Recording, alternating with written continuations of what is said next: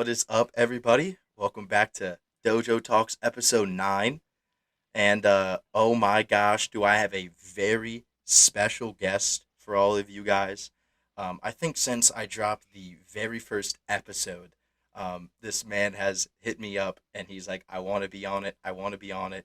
And I'm very excited to have him on. It is my very good friend, James Sheetz. James Sheetz, say what's up to the crowd. Say what's up to the people, man. Yeah, thank you, Toby. Thank you for having me on. I'm really stoked about this. I'm really excited to be on. Like you said, I've been wanting to get on since the very first one, and I've been listening to them, and I'm excited. I'm excited to be on. Of course. So this is new for me. So I've been using this new software. I used it, of course, you heard my last episode, everybody, with Ben. I've been using this thing called Clean Feed. It's been great. I've been able to record my friends who live across the country. James is currently in university in Colorado. And of course, as you know, I'm at Penn State. So it's just ridiculous how technology has advanced. And we are currently on a Zoom call as well. So we are face to face. So it's crazy how technology is these days, man. How we're able to just kind of have a conversation, have a podcast like face to face, technically, you know?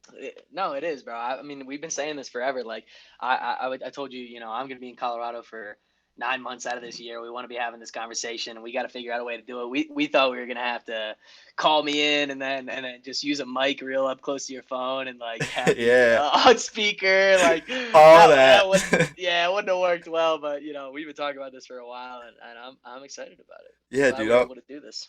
Exactly, man. Exactly. So we are currently, actually, I should say, recording this Tuesday night. It's currently 11:26. Post election debate, or not election debate. Sorry, presidential debate. Um, and wow, JMO, what what a debate. I didn't Seriously. know. Call me Drake. Call me Drake here. I didn't know whether to laugh or cry. Like, laugh now, cry later. Like, that's how I feel. I laughed during that whole debate, but I feel like as the time has gone on, I'm just like, wow, that really just happened. So, what do you got to feel about No, that, man? no, man. I mean, I thought I had the mentality going into it. I was like, yo, like let's watch this. Let's watch it. Me and my roommates and a couple guys from downstairs. I was like, let's watch this. It's gonna be hilarious. It's gonna be like a comedy show. And I was wildly let down. I mean, I sat down for that expecting a comedy show, expecting to be blasted by comedy, and I was extremely let down. To be honest, it was I came away with it with a lot of disappointment, a lot of sadness in the current political state of the United States, and not to be a downer, but that's just how I felt. Like I was really upset with how it turned out, with how Trump was acting, and with what Biden had to say. Overall, it was kind of disappointing on my part. Yeah, like it just I don't know, like I knew like Trump, like his personality is just all about like being that like alpha kind of like I'm a like poop on you like metaphorically, like I'm better than you, like we're the best, we're always going to be the best sort of thing. And like he tried to like do that tonight and it just came off as like I said it multiple times and he just seemed like a toddler out there. Like No, you're right. I It just came like it came off bad. like It came off even bad. like I'm more than ever trying to learn more about politics and like what both sides have to say because I feel like I've been miscued about what both sides believe in. Um just cuz like I get mixed up or whatever. It's just because I was just ignorant. I just never gave the time to actually research. So I feel like Yep. this year like I really um dove in and started reading a little bit more and I was really hoping that like I at least could hear some answers or whatever. But like whatever Biden tried to respond with, I just didn't get. But like I felt bad because I couldn't even hear what he said because Trump was just barging. It was just a No, mess. It was just a that's what I thought mess. was this. That was what was most disappointing because, I wanted to hear what Biden had to say because honestly, I didn't know much about him. I didn't Yeah, know much about what he stood for, and it was honestly disappointing that not only did he really not use the points that he had to excel, like the points that he had, like racial injustice and violence in America or climate change. I think he did a fairly good job with climate change, but I um, agree. with racial injustice, like that was a huge point that he could have seriously capitalized on, for those voters that are in between, like me, and I'm gonna assume as you as well. Yeah, Um, that he could have capitalized on hugely. And he spent most of the time, well, most of the time being interrupted, but the Yeah. other half of the time, talking about stuff that Trump did or Trump did wrong. And it's like that, we all know that, like with the protesters and stuff, like everybody knows that Trump kicked those protesters off of President Avenue and went over to the church. Like everybody, he mentioned these things that had been in the news that everybody knew about, and like, look, fine, it's good to bring up. He's not a considered human being, but it's not like nobody knows that. Yeah. Everybody already knows the things that he said. The points that he made on that specific point, I don't think were sufficient enough. I wanted to hear what he had to say about that, and I thought that was going to be a huge point for him. And in all honesty, he just he didn't go off with it. He had such an opportunity, and he lost it. He muffed it. I agree. I think that's like the biggest thing was that like Biden could have easily like I think from the first 30 minutes I realized that I was like, okay, the rest of this hour is just going to be Trump chirping back at him, trying to get under his skin. Cuz like Biden has a little bit of a tantrum, like people get under his skin, like he'll bark Yeah, back. I felt like Biden for his part did a really good job holding back and serving himself, but he didn't do the next step, which was to punch him in the gut. And like he didn't like what you were saying, like the yeah. easy points that were like when we all know Trump screwed up on, and you could just bring in like one fact that maybe we already kind of know, but you could just hammer it down that not many people know, and just swing because it was easy swings. I felt like most of the conversations, Biden could have just slapped Trump in the face, and I feel like he didn't really, which is No, man, why he dropped it's the ball. yeah. I agree. I agree. I mean, but overall, I mean, obviously, I think Biden probably won that debate only because Trump acted like a toddler, not because Biden had like a better debate, is what I'm trying to say. I agree. No, I think that even Trump supporters will be able to tell you that he he was acting like a little kid. He wasn't being respect. There was no respect on either side. Biden Yeah, was either calling him a side. clown, and Trump Exactly. was Yeah. Trump was interrupting him. Yeah, it goes both ways too. Like I don't want this to be a left wing pot. Like I want everybody to know like we are both very much in the middle. It's just Yeah, moderate. as a middleman, we expected a lot more and we Yeah. didn't even get anything. We No, didn't even get an I definitely appetizer, I not even pride a myself salad. on trying to be bipartisan on these issues, except for climate change. Although that shouldn't be a partisan issue We in my we mind, could but we could get that. We can get into that cuz you need to but educate me. no, but I really do. I really do pride myself on trying to be bipartisan, and I went into that thinking of myself as a Trump voter, and not necessarily that he lost my vote, but um, I don't know who to vote for now, and I'm excited, to watch the next couple debates. Exactly. Although, I'm half excited because I want to know more where I stand as a voter, but I'm also not excited because I don't want to listen to the two people that are supposed to be representing our country just bicker and fight like little kids. Exactly. Disappointing. Exactly. I don't know, man. I don't know. I don't know. It's just that's what like it's just the uncertainty, the just chaos, the like clownery Yep, that we're seeing right now is just absurd. it's Um, tough. I got I got a question for you though, which is sparking a lot of debate. The Supreme Court right now with the Right. new justice that Trump wants. What are your thoughts? Like, what are your thoughts on that, Amy?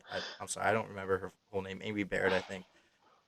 What are your thoughts on that? Like, do you think um, Trump um, should have the right to appoint her and have her into the court, or do you agree on Biden's stance with that, where like Biden you want to wait for like the people to hear? I don't know. Ben and I talked a little bit about that, and I don't know. Just interested in your thoughts.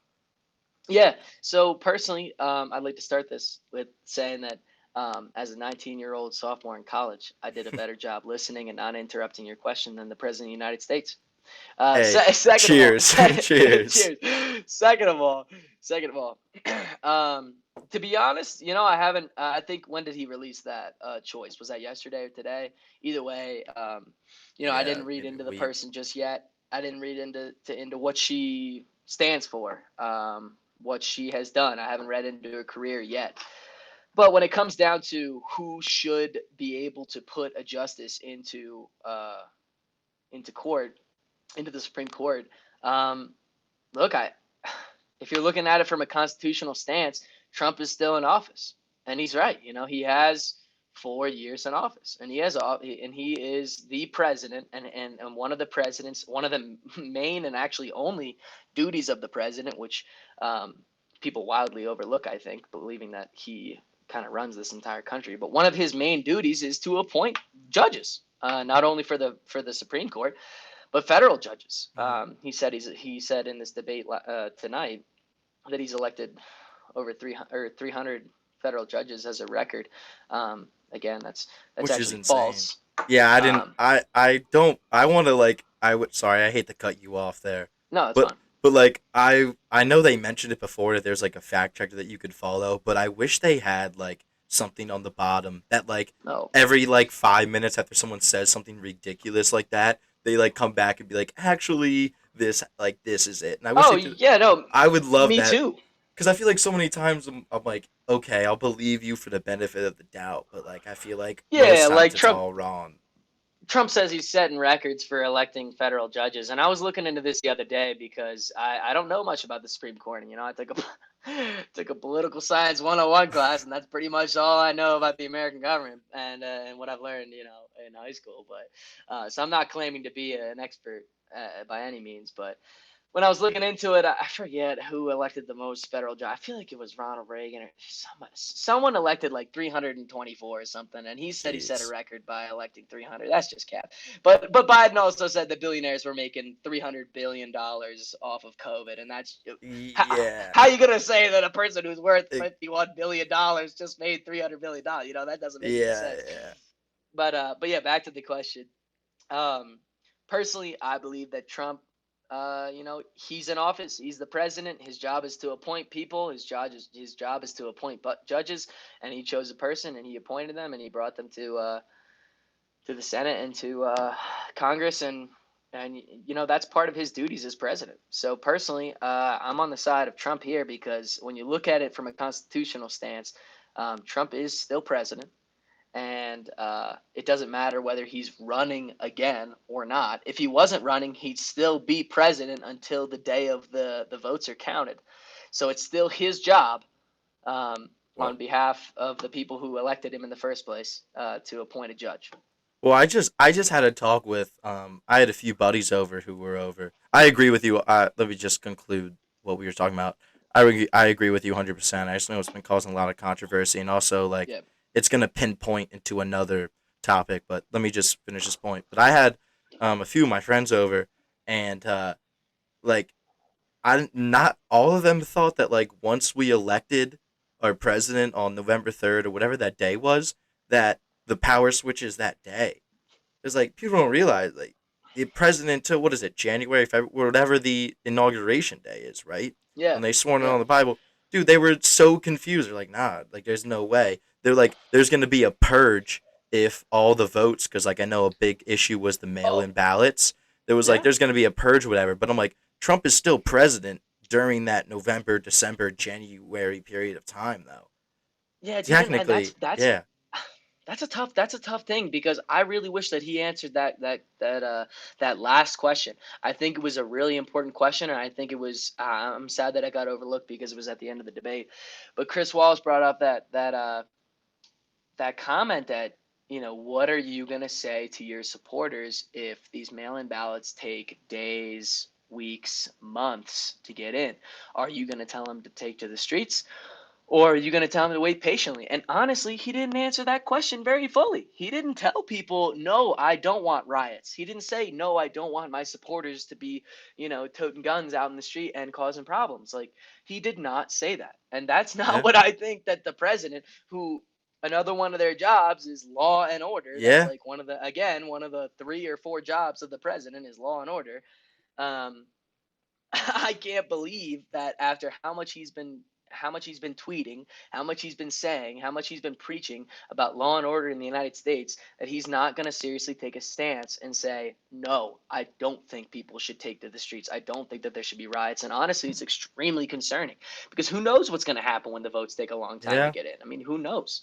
Yeah. I don't and I don't like the fact that he claims that the rioters and people are Joe Biden's America. Like I get what he's saying, Yeah, that like the people that are rioting are not fans of Trump, and they're doing it as like an opposition because he won't recognize the social injustices that are going on in our country. And I've said before that there are major things going on, but besides that point, I just wish Trump. I know that he is very against it, and I know he's very for law and order, and I know he doesn't see much of the problems that many Americans are seeing. But I do think that as a president, and something that Obama did very well was connect to the public, and like Obama was able to recognize that there's issues and able to talk to the Americans one on one. Like Trump hasn't like really recognized it, and if he recognized it, he put blame on somebody else. And absolutely. like that's all I'm saying. Like, look, you can disagree all you want. That's what it's all about. I love when people disagree so I can see another side. But you are a president and you represent everybody, and even just to be like, hey, like I recognize things are going on. Trust me, I got a plan. I'll make things better, whatever. Like just like recognize it, man. Like don't I like and I know like it, and I hate that he puts it on blame, and I know that not most of it is the blame on him. Most of it is maybe local or state or whatever, but like it's your duty to represent all of us, and I feel like he isn't doing a good job with that. And I know that may irk a like a segment of people, but that's just my problem with Trump. He's just not personable. No, absolutely. I agree. I mean, they both got asked that question. What would you do about that? And the specific answer or specific example of Oregon and Portland came up. And both their answers were terrible. Yeah, Trump said, "Hey, we roll in the federal government and the National Guard. It's over there in 30 minutes." Okay, yeah, fine. If you want to kill 100,000 Americans, then fine. Yeah, it'll be over in yeah, 30 minutes. Okay, but then Biden answers and said, I'm gonna prosecute all the protesters," which that is a violation of the constitutional exactly. right to Yeah, the first. protest. Yeah, So like they exactly. both answered terribly. Trump said he was just going to run in there with guns and shut It's everything down, just which would result in hundreds or maybe thousands of Americans dying, because just as conservatives would stick with their guns if the federal government came after their guns, and they try to defend their own right, so yeah, with liberals defending this this racial injustice. And exact. Yeah, Trump had a terrible answer, and so did Biden, and that's why it sucks, just because you're choosing between the two worst gosh darn candidates that you could possibly have. exactly. It's just it's ridiculous. It's just It is. yeah. I don't know. All right. So I think I've had enough of that debate talk so No, far. that's fine. That's Let's fine. just but what they did talk about in the debate is climate change.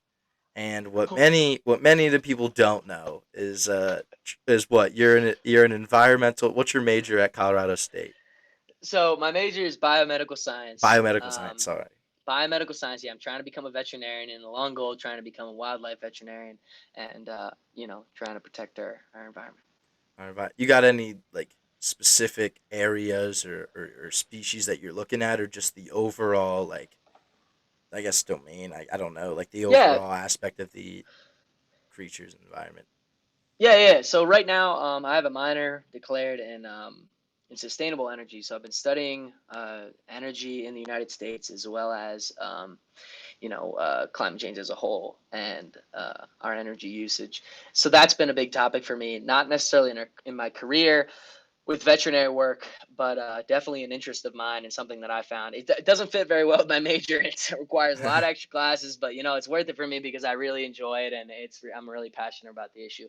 That's awesome. Specifically with my career, I would love to work with animals that are being affected directly by climate change. A lot of that happens in the colder areas and the wetter. And honestly, it happens in all areas of all climates. I mean, all animals are being affected by climate change. But if you look specifically at animals in the rainforest, you look specifically at animals in colder places such as the Arctic or in Alaska. There's a lot of animals that are feeling the change. And then you can figure that out from watching a single episode of Our Planet on Yeah. Netflix. But Uh, but yeah. but yeah, those are the animals I'm trying to work with, I guess. Yeah, I took I mean, there's no way I could relate to you because I took one class and obviously you're much more invested in doing much more research, but um I was just very interested last semester. I was like, "Hey, like I feel like I've been pretty ignorant on this topic, and whenever my family talks about it, I don't really say much because I don't really know much." So I took a sustainability class, and I don't remember much, but I just it made me reflect like how crazy it is, like just looking at Penn State alone, how much like hurt they do just through like the carbon and just like the pollution that they do just as like a university. And then you look at cities and you just look at like Oh, how affected they are. And like I just think like if people don't think climate change is like a thing, I'm like, look at like the Arctics. Like they're losing uh thousands and thousands of miles of land like a day. And then you look at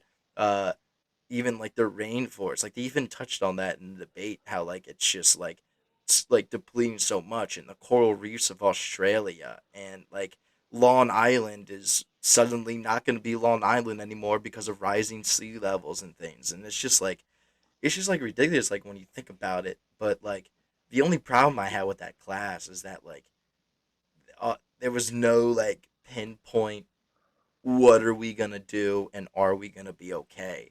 And I right. know I'm lost, I'm drawing a blank, but I'm sure what was that article that was posted? It's like up on New York, it's like on Times Square. It has like the amount of Right. years and stuff, um Yeah. and like the 7 years, and like that's so sad. And like the whole class was just a downer because it just sounded like we're screwed, like, to just put it bluntly. Yeah.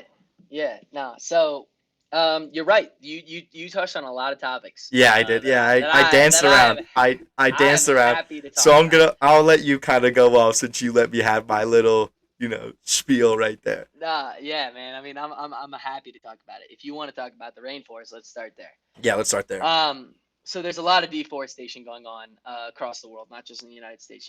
People are always like, when you bring the climate change issue up to people, especially Americans. I mean, to be honest, I've only ever had this conversation with Americans. I'd love to have one with someone who's not. But people are always saying, what are other countries doing? Why aren't these countries doing something different? And to be honest, there's a point there. There's also not a point there.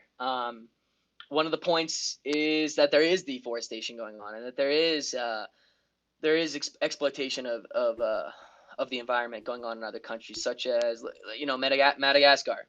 That's a Hmm. developing country. I think they're second world. I think they're second world country, maybe going on first. Yeah. And they're developing, and part of that development has included destroying a lot of the rainforests that they have there, and so a lot of the diversity that we have, a lot. I wish I knew the percentage. It's going to be hard for me to throw out numbers right here unless I pull out my notebook, but from classes. It's But all good. we have lost a lot of biodiversity throughout the world in the cutting down of the rainforests. If you look at Madagascar, that specifically, I do know one number. I don't know about a lot of the other rainforests. I wish I do, but for that, there's currently 3% of the Madagascaran rainforest remaining from what was Jeez. previously there, and that 3%, that's, if you say that a different way, 97% of it is now gone. Yeah. So you expect some of that for a developing country. Jeez. You have to give some lee room, some room for development and whatever. But man, 3% of the rainforest, those places hold our biodiversity, and people don't think of biodiversity as a non-renewable resource, but it is. No matter Hmm. whether we can store their semen and their eggs in frozen egg storages or whatever, whether we can do that or not, whether we can bring them back in the future or not, it's not the same as having Yeah. the resources and the biodiversity on the planet. That's Hmm. part of something that makes our planet what it is. It's something that makes our planet special. It's something that makes us, as not only Americans but a global community, worth Hmm. something. How much biodiversity we have is something that we cannot ever get back, unless we take extremely radical change. So Yeah. that's on the rainforest. That people don't look at that as a non-renewable resource, but it truly is. Yeah. When you're talking about the Arctic, again, I mean, you can look up videos of receding ice and polar bears swimming across miles of water. That's so easily explained, man. That is for anybody that may or may not be a climate denier in the audience. Receding ice is super easy to explain. You think about white snow. Hmm. If you're playing tennis, if you're playing a sport, what shirt are you gonna wear? A black shirt or a white shirt? You know, Yeah. You're gonna wear a white shirt. You don't a wanna. white You don't shirt wanna because die it in black. reflects Yeah. white because it reflects light, man. It reflects light. Exactly. If you heat up the planet and you raise the temperatures, it's gonna melt the ice, and the ice is gonna turn into a very dark blue. As if anybody's ever gone swimming up in the Northeast, you realize that it's a lot darker blue than it is down in the Caribbean. I wish I knew the chemistry behind that. I wish I knew the I'm, spectrophotometry behind that. I wish I knew it, but I don't. But either way, it's dark blue. yeah. That then absorbs more light, which heats up the water even more, which melts even more dang freaking ice. Okay, it's not that hard to explain. If you heat up the planet, you're gonna melt the ice. You're gonna turn it into dark blue, and you're gonna melt more ice. Okay, it adds up. So the Arctic is receding. The Arctic is receding. That's bad. That's not only bad for biodiversity, but it's bad for the next point, rising sea levels. Okay, so the ice melts, that's trapped in ice. It's less dense than water. It becomes more dense as liquid water, and it raises the global sea levels. Right now, in many cities across the world, you can see this effect happening right now. And people think, oh, this is years in the future. That's why Times Square put up the 7 year thing, because it's not. It's coming very soon. It's going to affect our children. It's going to affect Yeah. then the next generation, not the The next, next. It's like no, our the generation. our generation, the generation that we produce is going to be affected by this, because you can see this in Miami. Miami, they have day flooding. That's roughly between 3 to 6 days a week or something like that. Don't quote me on that. Yeah, I I wish I won't. knew that But exact number. just they know they But flood. They flood a lot. Just know that the during the audience, day, during during the the day, day. it's a sunny day. It's partly cloudy. It's 75 degrees in Miami, and a sedan, a Mercedes sedan. There's pictures of Mercedes little compact cars driving through there, and the water is up to their engine pipe, and their exhaust pipe, and they can't drive. Like, that is a Wednesday in Miami, man. That's That's just happening today. That's happening now. Look at what is it in Italy? Is it Venice? Venice in Italy, the prob. city that's got a whatever. I I think so. wish I The knew with the the name. with the road of like yeah, The I think that's canals, yeah, Venice. Yeah, I think with the that's canals. Venice. Yeah, like that's Yeah, been having record flooding forever. If you look at rising sea levels across the world, it's I know. affecting I know. many cities. I know. I said it before. I just knew a lot of people who were in my class who like were from Long Island or like that area who had like major concerns and like they even like brought up data and stuff like Oh it yeah. like even like we had like I forget what it was called uh recitations. We would have recitations and like students would come up and be like, I'm sorry, but like I like found this data and like we would just talk about it and like just in like our own country I didn't even know that Long Island of all areas was doing rising sea levels. Like it's Oh just yeah, man. I mean, like it's just I don't know. It's just kind of ridiculous. it's an island. It's gonna go underwater. There's gonna be increased flooding. If you look at, I know, I wish I knew, again. I wish I knew the name of the country, but I don't. But there's a country in Indonesia, or it was a small country somewhere, in the Pacific Ocean. I forget the name of the country. I wish I knew it. But the sea levels have risen enough that it salinated their groundwater and made the island in which those people lived on inhabitable, which Hmm. then basically deleted that country off the face of the planet. And they are no longer a country. They are no longer a country represented in the United Nations. They no Jeez. longer have ground. They no longer have territory. They are now climate refugees, which are real people. They're real people on this planet, climate refugees that are being affected by the climate and that need to move away from where they previously lived, whether they're native people or whether they're a country, whether no matter what culture it is, no matter who you are. If you're being dispersed by climate change, then you are a climate refugee, and that's what those people are. And it's thousands of people lived on that island. Thousands of people were members of that country and identify with that that culture, and that is no longer a place that is inhabitable, Jeez. and that's very obvious. It's I can't believe now. I'm glad that our president did not deny that climate change and human induced climate change exists. I'm glad that he made that point in the debate tonight, that he did not deny that. But that doesn't mean that he's been exactly making changes to do it. I was looking at National Geographic. I forget how many numbers it was, but I probably read 16 different changes that he's made as president, and one of them was positive. I only read them in the very beginning. It was 2016 to 2019 or something like that. I only read the very Jeez. first 16 that he did. One of them was positive. He was expanding a natural land that he signed off on. He was expanding a natural forest land. But other than that, it's been all moves towards more fossil fuel involvement, more mining, more logging, more opening up of protected places. He is not an advocate for our environment, and I personally don't think that that's Biden's really main stance either. I mean, I don't think he's a huge climate activist or anything, but he's definitely making a bigger stance than Trump is. But yeah, Um. yeah. Sorry, but climate. Uh. I just think that there's a lot of obvious evidence that this is going on. I mean, you can pick any ecosystem and Yeah. find it. For real. Um. One thing I want to touch on, and you can call me out if I am wrong on any of it. I will. Don't Um. worry. But the Paris Agreement. If Right. I'm not mistaken, the Paris Agreement, at least to me, I felt like was just an agreement for all countries in the world that they were going to come together and they were going to cut their um like they were going to have a what's like the main thing? It's like a carbon The tax. carbon footprint. Yeah. Yeah, they were going to cut their carbon footprint.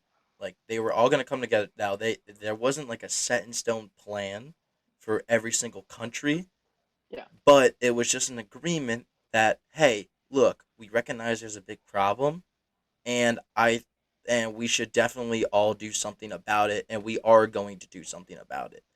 That was my Absolutely. so okay. So that's what I was recognized, right? And what I don't get is why aren't like why isn't like America and actually I will probably I'll answer my question because we did answer this in our class. It's like why isn't America in that? And I think the answer is, and I think what Trump's reason why is, and he mentioned it, is because when you look at China and India, they're even doing way worse than us, and that's a whole different topic. And I don't know much about that. We don't even have to touch on that. But when it comes to like an economic standpoint, it's gonna cost a little bit more money to go green, but it's gonna be better for all of us overall. But Yeah. if we go green as America, he's afraid that India and China aren't gonna go with that, and they're just gonna continue to do what they do, sell their products for much less, and kind of kill our market. So I guess I'm appealing to both crowds there, trying to play devil's advocate because I'm sure someone's chirping out there. But like, and I guess I do agree with that. But I just as a human and as I know that like I want to live as much as I can and enjoy as much as I can and how many beautiful places there are in the world that are being affected. I just don't understand why people just can't get on board with that, you know? And it No. just Yeah. seemed like it didn't seem like we needed to change 100% completely. It just seemed like we needed to change like a lot of things. Like yeah, sure it'd be a shell shock at first, right? But so was having like remember when like the first phones were introduced, like the Razor and and the BlackBerry came out and then the iPhone came out. Like everybody was like what the heck is going on? How do I use this thing? But then Yeah. now like 10 years later, 20 years later, we're like the iPhone is like the most prized possession that you could possibly own because you can literally get anything out of it. So I feel like that's what people need to realize. Like, yeah, it's gonna be a shell shock. We're not gonna be able to realize, like, we're not gonna be able to like understand how things are gonna go for a little bit, and it's gonna be a little bit weird how we adjust to things. But once we get with that, it like it'll be so much better not only for right now but in the future for all of us. So Oh, that was just my little spiel. I completely agree, man. I mean, like um, that's why that ticking time bomb is going on in New York right now. That's why they have Mm-hmm. that clock on there, because although it would be an extremely radical change to completely renewable energy and net zero carbon emissions by the United States, although that would be extremely radical, it is simply what we need to survive as a species on this planet. I mean, thousands of people will die if the rising sea levels affect our coastal nations. Like, people will be displaced from where they live. That's just a fact. Mm-hmm. Like, that's the reason that clock is ticking, because there needs to be a constant reminder that if the global climate keeps increasing, we are going to pass a threshold in which we cannot return. Now, we have not crossed that yet. That's what that number means. Like the Yeah. 7 years, that if we stay at what we're currently using fossil fuel wise, if we stay at the current carbon emissions that we have right now, that is when we will be totally screwed. We will not be able to go back to the climate that we once experienced as a species. When you're talking about climate, or when you're talking about China and India and climate and their policies, man, the United States, Biden said it tonight, the United States makes up 4% of the global uh, population. Yeah. We produce up to almost 30% of the global carbon emissions um, for all It's countries. it's a lot That's a that, that's a freaking ridiculous number, man. That for thirty how much percent we for inhabit. 4%.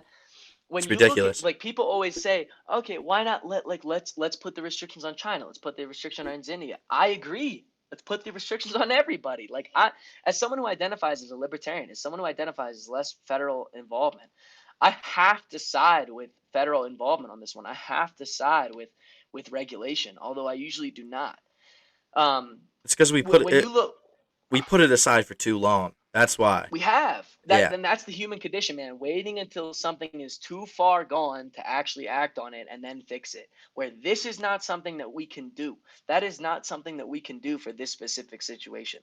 Mm-hmm. This is something that we need to act on before it happens. If we cross that threshold, there's no going back, whether we want to or not. That's why I think this is a huge time. And again, I want to make this point definitely clear for everybody. When people talk about China and India, our emissions greatly outweigh those two countries when you look at it per capita. I'm not saying together. Maybe Mm-hmm. together they outweigh us. But when you look at them individually, China versus America and India versus America, climate, carbon emissions, all that. If you look at it per capita, per person, how many people live in China? Over a billion people? Mm-hmm. Their Like carbon emissions are not anywhere close when you look at it per capita. When you look at it per when you person, yeah, it is not I anywhere agree. close to the United States. And look, I'm not an anti-capitalist, I'm not a socialist, but like, capitalism, we're moving toward, we've always been in this, like, let's have the most, be the most, like, and that, that's not a bad attitude. But when it comes to climate, when it comes to consuming things, when it comes to waste, when it comes to carbon emissions, those things are not lining up. Those things do not align with capitalism. And Yeah. I want to say that I'm not an anti-capitalist, but I just think that when you look at where we are as a society and as a country versus other countries, we are greatly outproducing other countries in carbon emissions. I mean, we need to do something about it. It's not simply put the blame on other countries. It's not just our fault. It's not just our fault. It's everybody's, but we Yeah. are a major We, contributor, and we need to accept that fact, and we need to do something about it. If we want to be a global leader, if we want to be a world power and be respected, and we want to be someone to follow and emulate as a country, we need to act like that. We need to be a leader. We need to show other people that it is possible, because other countries are investing in renewable energy. I mean, so if you look at China, they put in something called the Three Gorges Dam. mm-hmm. It displaced negatively, on the negative side, on the con side, it displaced thousands of people. And China can just do that. China can just do whatever they want. They can say, your house is now going to be gone in 2 weeks. We're going to flood it. In the United States, you can't do that. But that's what they did. And it creates a lot of energy. After it's something, I want to say, I don't remember the number. I don't want to give a wrong number. But however many megawatts, we can roughly produce 500 megawatts per year, something like that, just Yeah. a single renewable energy source, geothermal. That's just one. geothermal energy. We can do across the entire West Coast, which is where it's most highly populated, where we have that fault line, is where a lot of the geothermal energy can come from. And we can greatly outproduce our energy consumption on the West Coast with just geothermal if we invest in that. And that's all it takes, man. Like people say that it's going to be this hard thing to adjust to, it's going to be this hard thing to move into, and it will. And people will lose their jobs. And it's a lot harder to walk up to somebody who's been working with natural gas, who's been working in coal for 4 generations, Mm-hmm. and tell them you're going to lose your job. It's a lot harder to look somebody in the face who's been working in that. I will admit that. It's a lot harder to look at those people who have been involved in that industry for a long time and tell them that they're going to lose their job. But there are a vast amount of more jobs in renewable energy than there is in fossil fuels. Will has there ever been in fossil fuels, and will there ever be in fossil fuels? There are thousands and thousands of jobs available in just solar, let alone wind, let alone geothermal, let alone tidal power, let alone like any of the renewable energies that we can use, biofuels. There are tons of jobs to not only be had but also to be made, and we I just need the investment. That's that, and that the Trump administration did do that. They reduced great amounts of the endorsement and the subsidies for renewables, and that's a huge downside that I find with the Trump administration. Dude, I agree. I want to touch on a couple of different things that you said. Um, I'm drawing a blank here, but what I'm saying is, so America, you touch on the topic of that. We need to start acting like a global power, and I feel like with a lot of that, America, a lot of countries look at what we're doing and they kind of follow along the trains of like what we're doing. And the fact that we're so uncertain about it is making a lot of people uncertain about it. And it's whatever. And I think touching on what you also said about it's yeah, it's very hard to look at somebody who's been working in the coal mines and gaining fossil fuels for us and to tell them, hey, you're going to be out of a job. And Yeah. people don't think that there's going to be a lot of jobs with um, the energy, like if we completely use like sustainable energy. And to that I gotta say, it's just it's just what we are as people. We're just kind of arrogant. Like we just see, like I feel like we find something that works and we kind of stick with it, and we don't really want to look for something new. And like I'm very guilty with it myself. Like I lived well, I lived the whole life like thinking one way about one thing just because of the environment I was around, the school I went to, the people I surrounded myself with. Like I found people who I, agreed with and they agreed with me. I never really went over to Yeah. somebody who disagreed. And I think I guess like the main message I want to send out, like the main message at least right now, I want to send out to a lot of people is just that like we need to stop being arrogant and we need to start listening to the other side and not having arguments like what we just saw today. We need to have conversations. Like we need to like I want obviously you can't always get what you want, but I would just love to just hear from two very like one side on the right, one side on the left, and them just have just a discussion. Like there's so many disagreements on both sides, but I feel like there's just so many agreements too. And I feel like if we just like put aside, hey, I don't like this, and hey, I don't like this, but hey, would this help us both like in a long? I just there's just a lot of those issues that I feel like um, that we are, but we're just so arrogant. Like we live in an arrogant society, No, and I'm I agree, saying that man. like, and it's not even on like I'm not even calling out anybody. Like I'm not calling out Trump. I'm not calling out Biden right now. I'm calling out myself too. I'm calling out Yeah. everybody. Like and that's what I said. Like I mentioned this before in other podcasts. Like I want to like start reading more, and I have been reading more. Like I have been reading like the other side, like more and all that stuff, just because like I'm trying to get on. That's why like I wanted to have you on because I don't know very much things, and I'm already more woke than I ever was, and I learned a lot more things than like I probably would have never done, and that like brings a lot of joy to me, like more than like a lot of simple things in life, like just kind of like chilling on the couch and watching TV. I feel like I gain more when I learn more about things that like I never thought of or I opposed to before, right? um Yeah, bro. I don't know, I just feel like a lot I feel like a lot more people need to start doing that. That's just me. the I overall like. completely agree. That's the problem that I find with all this partisanness. There's so much division, there's so much hate between the sides, and when it comes to climate, I don't personally believe that climate change or climate issues are bipartisan or are partisan issues. I believe that it's completely bipartisan. I believe that it affects both sides and it should be accepted Mm-hmm, by both sides and worked on by both sides. But I agree that you're right. I think it's important to have an open mind, mm-hmm, an open mind to both sides, an open mind to all perspectives, and I think that's the most not only becoming thing about a person, but also just important thing. You have to be open. If you're closed minded to other ideas, if you're closed minded to other people's ways of thinking, then you're going to be stuck in this bubble your entire life. And you have to be willing to hear other people out and hear their sides. Because if you're not, you're just going to stay the same way that you are. And if you want to stay exactly the same that you've been your entire life and stay that way for the rest of it, then fine. But mm-hmm, if you're willing to grow, if you're willing to hear about other people's perspectives, learn about other different things, then you're going to be able to form yourself as a more knowledgeable, a more bipartisan, a more uh, just a more relatable person if you're able to find somewhere some kind of agreement between both sides. mm-hmm. I agree. Um, just the shift, shift focal Let's points do it. here, shift little Let's do it. topics. We started talking about a little bit more of ourselves and how to better ourselves, and I think I was doing a pretty good job of finding myself. Last year went to Penn State, had a whole new shell shock of a whole new life that I never experienced before. Going to college Yeah, at a big school, went to private school my whole life. It was crazy, right? I was really nervous going into my fall semester. Came of back for course. Christmas, and I was never more excited to say goodbye to my friends back at home and go back to Penn State. And I was so excited.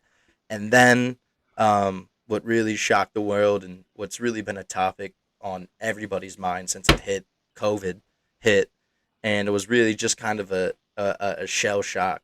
And I'm not gonna lie, like I mean I touched on it before, so I don't really want to go into big old details. But school was fine, but it was cool to be home with the brothers, and it was cool to be with my family. But it was just it was just very like wow, like everything was just kind of stripped away. Like I couldn't Yeah, leave the house. Like I was supposed to be like doing stupid stuff as a college kid, but now I'm like stuck at home, and I yep, really felt like I've as COVID has gone on, and I want to take a special shout out to our friend, dear friend KJ, who allowed us to come to his gym, and we were able to work out all together, and I felt of like I was course. able to get close to all of you and Yaya out there.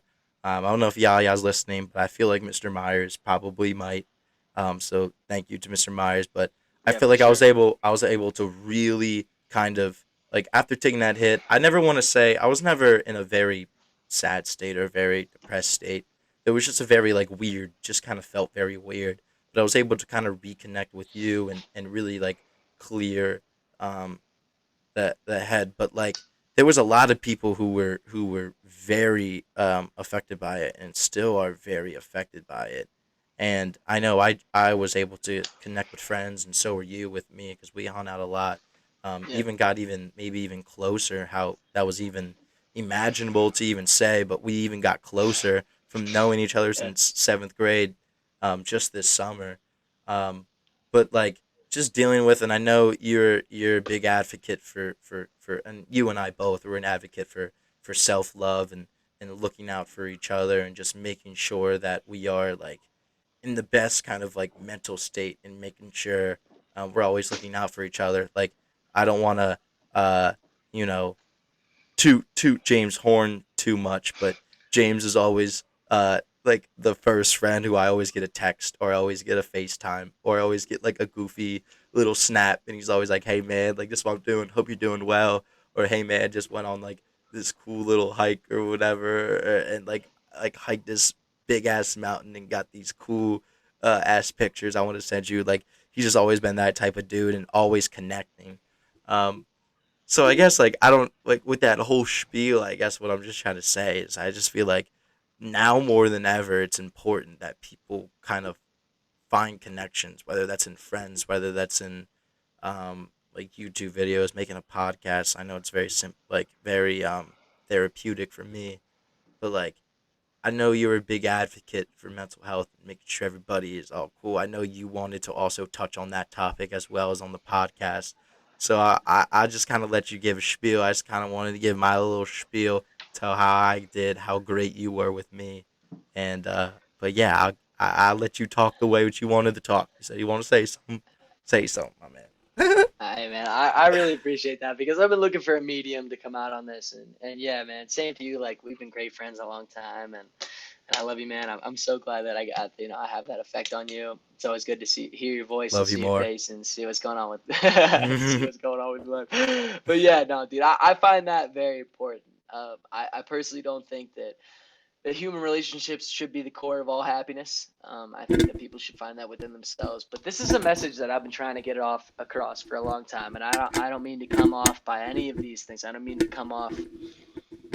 Whenever I said this, I never thought that I came off this way, nor do I ever mean to come off this way. But I never mean to come off condescending. I never mean to come off, like I have this better idea of society, and I think that some people may take it that way, but I never mean to. But when it comes to when it comes to relationships between people, when it comes to happiness within yourself, I've been looking to talk on this for a long time. And you know me, like in high school, I went around to I don't know how many different homerooms and gave my freaking speech on social media, man. I think Exactly. that shit's Yeah, I think that yeah, I dude. think that Let's shit's get into evil. yes. Let's get in. Yes, All yes. right, let's get into that. Let's get So into so social media, man. so the First, what I want. Okay, all right. I'll talk about social media first, and then after that, mental health. yeah. So social media, this is a tough. I'm a highly biased, No, opinion on this. look. I'm on your side, but I'm also on the other side. So I'll try to give a little bit of commentary, play a little devil's advocate, but agree with you. All But right. yeah, I know you're. I've heard many of these spiels, but I want the people to know. Yeah, man. So to hear it for probably the 100th time, Instagram's evil, Yes, Facebook's evil, Snapchat stories are evil, Twitter's evil. So here's why it's evil. I don't know. So to be honest, I've been talking to people about this new thing. I guess it's on Netflix or Hulu or something. Maybe it's not new. It's called The Social Dilemma. I haven't been mm, watching. I haven't watched it yet. neither have I, but I've heard good things about it. I've been meaning to watch it. So I did a lot of my research on my own a couple years ago, about 3 years ago now, and I've been sticking with that same speech for 3 years. But um, there was a man, and I wish I knew his name still, but I don't. He was the vice president of user growth at Facebook, and he said that he had a change. He caused a change in not only the United States but the entire world. Um, that he made people and he made society worse. He did not change society with Facebook for the better. He made it absolutely worse, and it's all because of that like button. And Mm, I think what comes out of that like button, greater than just the ideas that, greater than just the simple statement that it's evil. Excuse me. The fact that people weigh their own worth off of how many likes that they get or how many followers that they have on Instagram is absolutely disgusting to me. mm-hmm.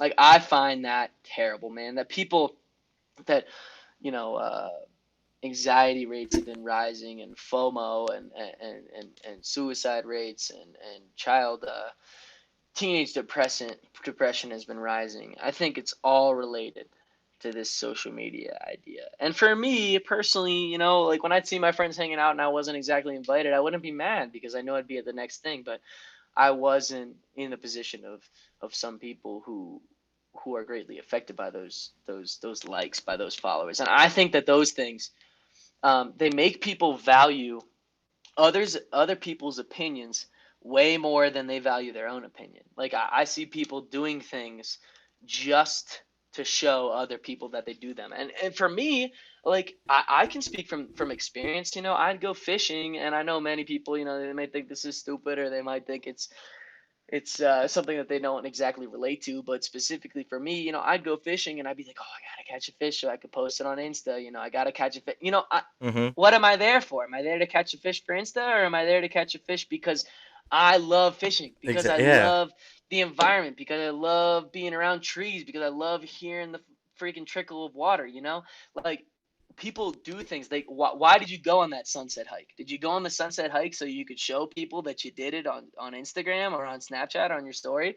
Or did you do it so that you could enjoy it? So that Mhm. you could do something for yourself. And I think that's the huge disconnect, that people are doing things for the perception of other people rather than their own happiness. And I think a huge divide in our generation has been caused by this. People, going to social events and needing to get pictures so that they can show people that they're invited places and they go out places and that they have fun and that they're cool and that they have friends. I think that that is absolutely toxic, man.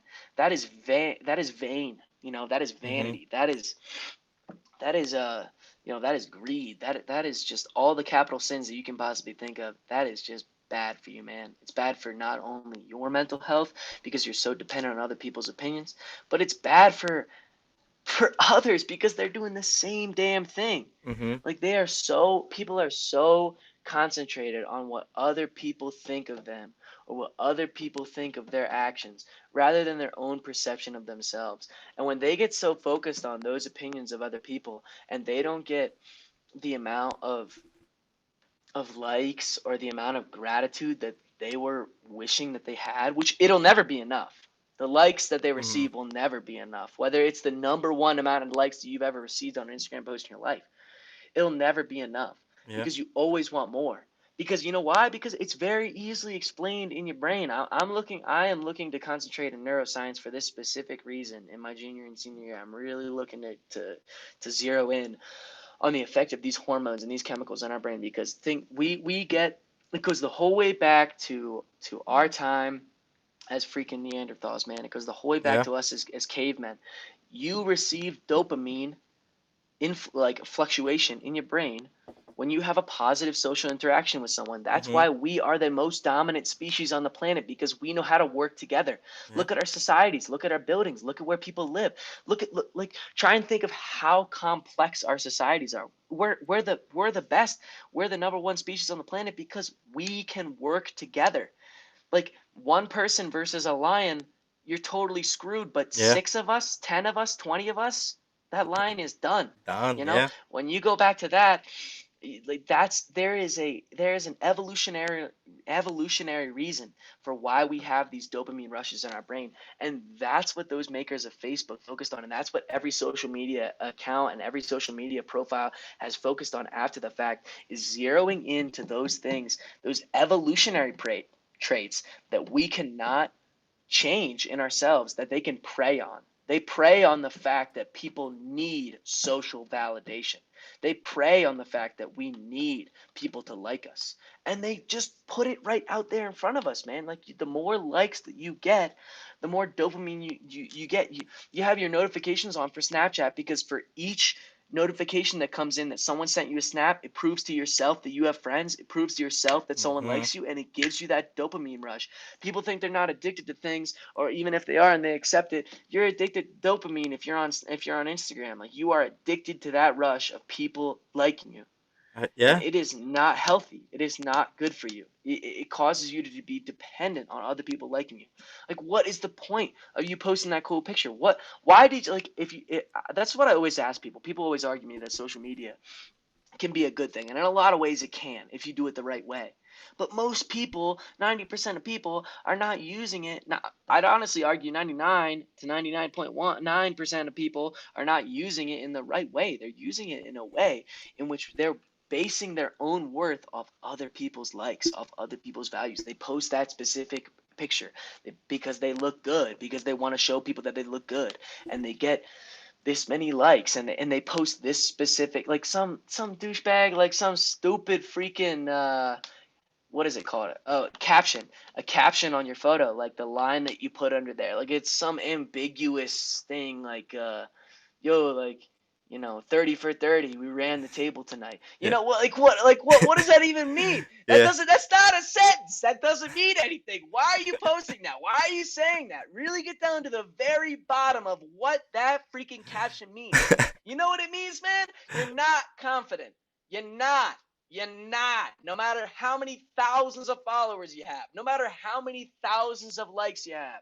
If you don't have an Instagram, I think you're cooler than the person with 30,000 followers. You know why? Because they're confident enough in themselves to not value themselves off other people's opinions. If you are so sucked into yourself, if you are so sucked in to your own life, to your own worth, that you have to constantly be showing people that you have fun and that you do fun things and that you hang out with fun people, then you are not indeed fun. You are a I loser. I don't care who's listening to this. I don't care. Get rid of it. It's evil. You are not as confident as you think. If you have Instagram and you're posting this shit and you're telling people that you do this stuff and you do this stuff and you do that, no, you're not. You're not sharing it to show how people. You're not tearing it to show people the things that you do. Whether you're a girl, whether you're a guy, it doesn't matter. You're not showing people. You're not trying to share your quote unquote share your life with people. That's BS, man. That's BS. That is not what 99.9% of people are doing. They're trying to show people that they do things and that they have fun and that they are fun. When indeed they're not. They're not. The real fun people are the people that can do it without taking a goddamn picture. Look at it through your eyes, man. Live through your freaking eyes, not the camera of your damn phone. If you're constantly looking at period. your phone, if you're Period. period, man, if you're constantly looking at your phone, if you're constantly looking at people to give you likes, to look at your Snapchat story, if you're constantly looking for people to show you validation, to know that you are cool, then you are indeed not cool. Hey man, I 100%. I'm on board with everything you got to say. You said a lot of different things. I even while you were spieling, I had to just take notes because I just wanted you to get your full thoughts off, just so I'm I could sorry I kind of. talked so long, No, dude, but I I love it. had to. No, I love it, man, because I just want people to know. I know how passionate you are, and I want people to kind of just be more aware. Um, I agree. I think the main source or like the main reason for social media is the flex. It's just the flex on what you It did, is. what you've It done, is. and all that. Like I'll even use myself as a personal example. I know you went through your you delete Instagram. Sometimes you'll re-download it, but you'll delete it right away. Like you're and same with Snapchat. Like you'll have it for a Yep. few and then like get rid of it because you realize or Yep. whatever. But like mostly that's because you're in Colorado and all of us are in the East Coast, so it's pretty hard Exactly. to like see. So I get that, and that's a useful way of social media. I'll get more into a little bit that later. But yeah, dude, literally, even for me, like I don't post pictures unless like a perfect example. You know what? I'll even pull up my Instagram right now, and I'll give you every reason why I post it. Because for every reason, it wasn't because I was just trying to say, oh, I had a really good time. Like I'll even go like my last three Instagrams. Oh, yeah. I posted my one picture with my three boys just to flex the fit. I thought I looked really cute. I wanted people to know, hey, I look good.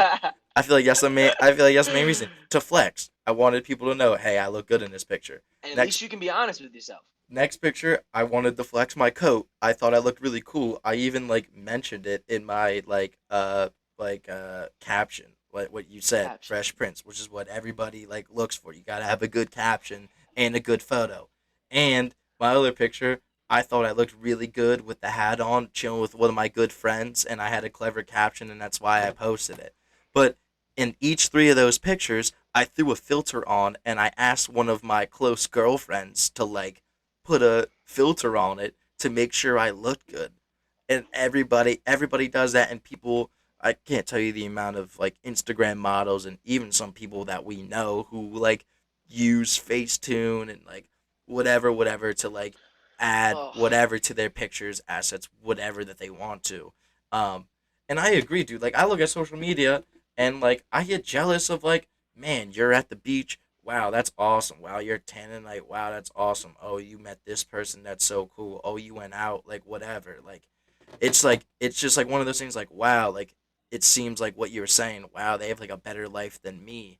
You yeah. know what I'm saying? Like, it's just like, wow, that like kind of stinks. And sometimes like I just hate it, which is why I've turned more to Twitter as like my favorite social media but it's only because I follow a lot of like sports writers and sports accounts and Yeah. all that, and it's just like an easy way to like get quick news, and I use it mostly for news and stuff. Like, and when I Yeah. tweet stuff, like it's just like whatever take I had, whatever I'm feeling at the moment. Sometimes I get in my feelings and I tweet some stuff, delete it, whatever. But like I use Twitter as like a very like uncensored kind of whatever. But Yeah. even let's even look at the origins. So like the biggest first social media I guess I remember was MySpace. I didn't live Right. through MySpace, but No. let's talk about like the real big one that first came out, Facebook, which still is probably arguably, actually not even arguably, the biggest social network because they own Instagram and all that good stuff. Yeah. But um what was Facebook originally made for?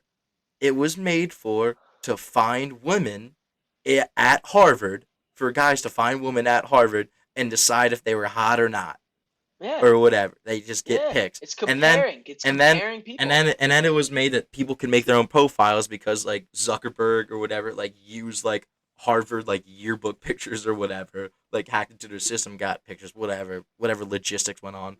But then people make their own profiles, and it literally kind of like what Tinder is right now. Like you would find who you thought was like attractive enough, and you would try to like link up with them and like try to go to the bar and like get a drink. That's like what Tinder was for. So the main purpose was to get like a relationship or whatever out of a woman, and now you can even see that in the same way. Like you want to make sure you look good because like what's the first thing you match with a girl on Tinder, um, or whatever. Most of the times you got your Instagram link there. And most of the times, girls put their Instagram links on. You maybe not have Tinder, but they mostly put their Instagram in their bio, so you can check on the Instagram. You'd be like, oh, I got to make sure I look good or whatever. Like so, like Yeah. even if I had like a very informed, like if I converted my Twitter to my Instagram and like what like people call finstas these days, where like they're like very loose and they post whatever, which is what social media should be. Like you share like what's going on in your day, um, Yeah. or whatever, but it just turned into like an ultimate flex and making sure that like somebody who never met me before looks at my Instagram and they're like, Yeah, hey, man. I live a really good life and you should like me because look at my pictures. Like, look, I was in the Bahamas. Hey, look, I was at this cool party and I took this picture with like all my boys and all that stuff. I'm not gonna lie, like I get pretty jealous. Like I'm at a social gathering with some of my buddies and they post a picture I'm not in. I'm like, what the heck? Like we were all there Yeah. together. We all had a good time. Like why wasn't I in that picture? And I just gotta realize, like, dude, it ain't that deep. Like they're like at the end of the Nah. day, like they're just doing that because they look good or they're trying to prove to other people that They hey, they I have a want good other time. people's opinions. Yeah, like Yeah. I have a really good ass time. Yeah. And then going on with even more how like all those posts cause like people to think about hey my life isn't that good or hey I wish I lived that life. Like not only does that cause people to get depressed and have anxiety or whatever entails with that, um, even look at celebrities who deal with constant whenever they post a picture, they just deal with constant hate or whatever. Like I could only imagine if I posted a picture. And I know like 80% of the comments are all love comments, like, hey, I love you, you look good, blah, blah, blah. But those 20, maybe 10%, maybe I'm over exaggerating. But that like 10%, like that would hit home for me if I see people like, "Oh, I hate you. Like you should go." Like some of these comments are like ridiculous. Like even like Some of them they're evil, man. they're They're so evil. like comment sections are evil, and I feel bad for like a lot of young stars, and especially like I'm not really into the TikTok world, and I'm sure you definitely aren't, but like I've never downloaded it. Nah. there's like a lot of young kids like on this TikTok thing, and I'm gonna use the most biggest star, Charlie D'Amelio. Like she's like a 15, 16-year old girl, and all she's doing is just making these TikTok videos. Whatever, get your money, whatever, do what you like to do. I don't care what you do, but there's like people who are like ruthless under her comment section, and most of the times like you see most celebrities either like say no comments or like only the people that follow them like can comment, and I don't blame them, bro, because people like once they get behind a screen they act like no one can trace them, no one can know anything, and they act like the biggest like bullies in the whole world, man. whole Exactly world. right, bro. Because they don't have to face up to those people. Because they can hide behind that screen. Because they Mhm. can hide behind what they are perceived by other people as. They can hide behind their profile. Mhm. But that's not the same as me looking you in the face and insulting you and saying things Exact. that are so insulting and so rude that they should never be said. Like some of the things said on the internet should never be said out loud to Yeah. people. And I honestly believe that, excuse me, people do that because they don't have to face up to their actions, and that all has to do with the vanity. That all has to do with jealousy. That all has to do with people being jealous of other people's success. And why? Why are they like that? Because those other people are flexing. I'm not blaming Charlie. I don't know whatever her name is, but D'Amelio, yeah. D'Amelio, yeah. Like I'm not blaming these TikTokers for doing what they do and making their money, but I'm also not endorsing people showing off and people being vain because either way it's going to end in a negative ending. I'm not saying that people say I'm not really trying to say anything honestly that people deserve those comments or that people shouldn't be posting what they post. People, you know what, it's Instagram or it's social media. You can do whatever you want to do, Yeah. you can say whatever you want to say, but at the end of the day, There's consequences. how many people can say that they benefit positively from Oh those yeah. things? That yeah. How many? And that Yeah. I Not a would lot of I would people. really I would really really really enjoy moving into the positive aspect if you don't mind Yeah. me talking about I that. and I and that's what I wanted to get into because I feel like especially with the field that I'm going into, there's a lot of positives that come with social media. One I can say is the fact that I'm able even just to have a Zoom call with you and even like all this stuff. That's ridiculous. Like I just had a Zoom call with the dude who runs a podcast Inside the Birds. Never will be able to do that, and that was all set up through Twitter and all that connections. Like so it is a very it is a very like connecting, like a middleman connecting thing. It cuts out the awkwardness of in person contact, and it also just makes it very easier. Like I could just shoot a DM to somebody rather than like trying to find a friend of a friend and get their number and call them or get their email and like whatever. Like I can just shoot them a DM. So the connection aspect of social media is ridiculous. Like Yeah. just absolutely ridiculous. Also, going on to the TikTok, and even just talk about YouTube and Instagram and all that. People are making even podcasts, Spotify. I'd even put that in a little social media thing of its own. People are making legit careers from their bedrooms just because they're able to post something on Instagram or post something on TikTok, and there's a lot of money into that. If you look at LA, I'm very into the YouTube, I guess, community. So I know a lot of famous YouTubers. I know a lot of celebrities who are able to make a lot of decent living off of it.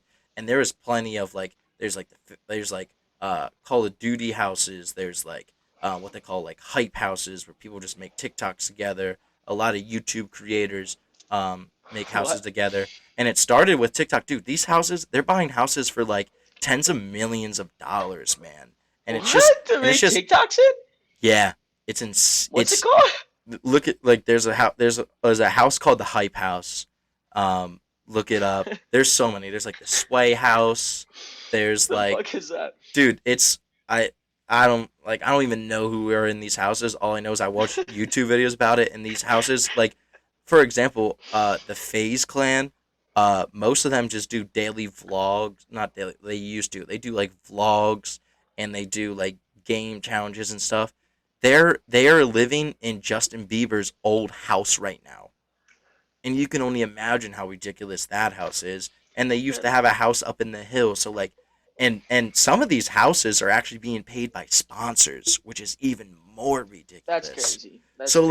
like, so that's all social media that could have never been done before. And what a lot of these kids are coming across is that when they explain like, hey, like I'm making money off of this app, and they try to explain that to their parents, they just like don't get it, and it's all because of social media. Like parents don't get it, and like I understand like with just sponsorships and how like to monetize content with advertisements and all that stuff. Like I get like how people could just be like doing this, and that's like another like positive thing.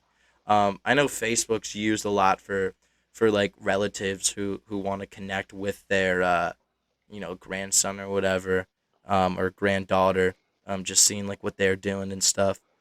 So that I just say like the connection aspect, the ability to make money off of it, um, ability to like share your own thoughts, also is a very big thing.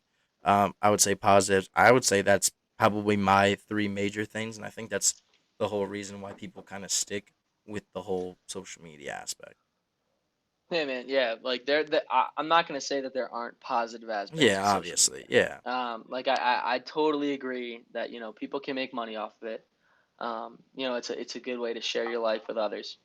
But I don't personally believe that at the end of the day, its real purpose and its real function is for that. I will admit, although biased, that these social media outlets do allow for people to have positive outcomes. They make money, they make they make new friends. It's the most amazing way to connect. I mean, if you think about LinkedIn, I made my LinkedIn profile today. First That time I really. mm, Wow. I first time I first time I had worked on it since I think my senior year in high school. I walked in there and it said I opened it up and it said I logged in and it said student at Lancaster Catholic High School and I was like, jeez, woo! It's been 2 years. it's been, yeah, that's tough. I gotta fix that. But but I think that there are a lot of positive ways that social media is working in our society. Not only connecting people with jobs, but connecting people with others. But when you look at the bottom line, when you look at who's really making the money, um, Yeah. it's the people that own the company. Up top top. It's Instagram manipulating, and I focus on Instagram a lot because that's really the only one I have a lot of experience with. But I'm sure it's the same for most of them. That it's the way that they make their money is from advertisements. Hmm. The way that they make their money is by getting more eyes on their pages so that they can sell more eyes to their advertisers at the end of the day. Exactly. Yep, I agree. So the positive effects, I think, are there. Like you said, I mean, you elaborated on them. Honestly couldn't give you any more positive effects than what you shared. Hmm. But when you look at the negative effects and the way that these companies are using everybody, not only you, not only me, not only college students, but they're using everybody to make money off of the eyes for their advertisements Yeah. so that they can sell more products to people. It's just evil. I don't think that advertising is a bad thing. Like my mom's an advertiser. I don't think it's a bad thing. I just think that companies and social media outlets utilizing people's inherent need for other people's validation in order to make money is evil. That I dude. think that the fact that uh, the fact that they use a evolutionary they know it that they're using an evolutionary trait that none of us can change nor understand nor affect or possibly mitigate to make money off of us is not only evil but unconstitutional. I Mm, think that they're using dude, something that we cannot dude, control to make money. to add on to that, the big corporations, dude. Have you been following Kanye West at all, like on Twitter and such? Nah, I don't know any of So that. so Kanye, as of recently, I haven't been like, so I've seen all of his tweets, but like he's just been so ridiculous right now. Like it's just so much to come at. But basically, one of the big things that he was trying to do. So he owns good music, but good music is a part of Universal.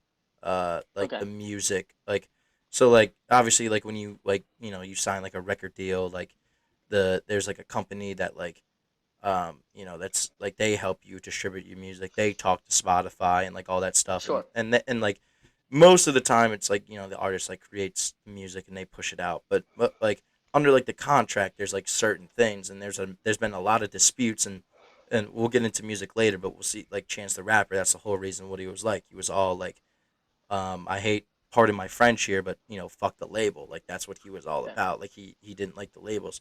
So what Kanye West has been doing, Kanye is trying to get out of his, at least I think he's trying to get out of his Universal deal, but it's just because he's felt like he's been uh being controlled by them, and that they yeah, control like all the money and they control all of that, and he feels like he has no freedom.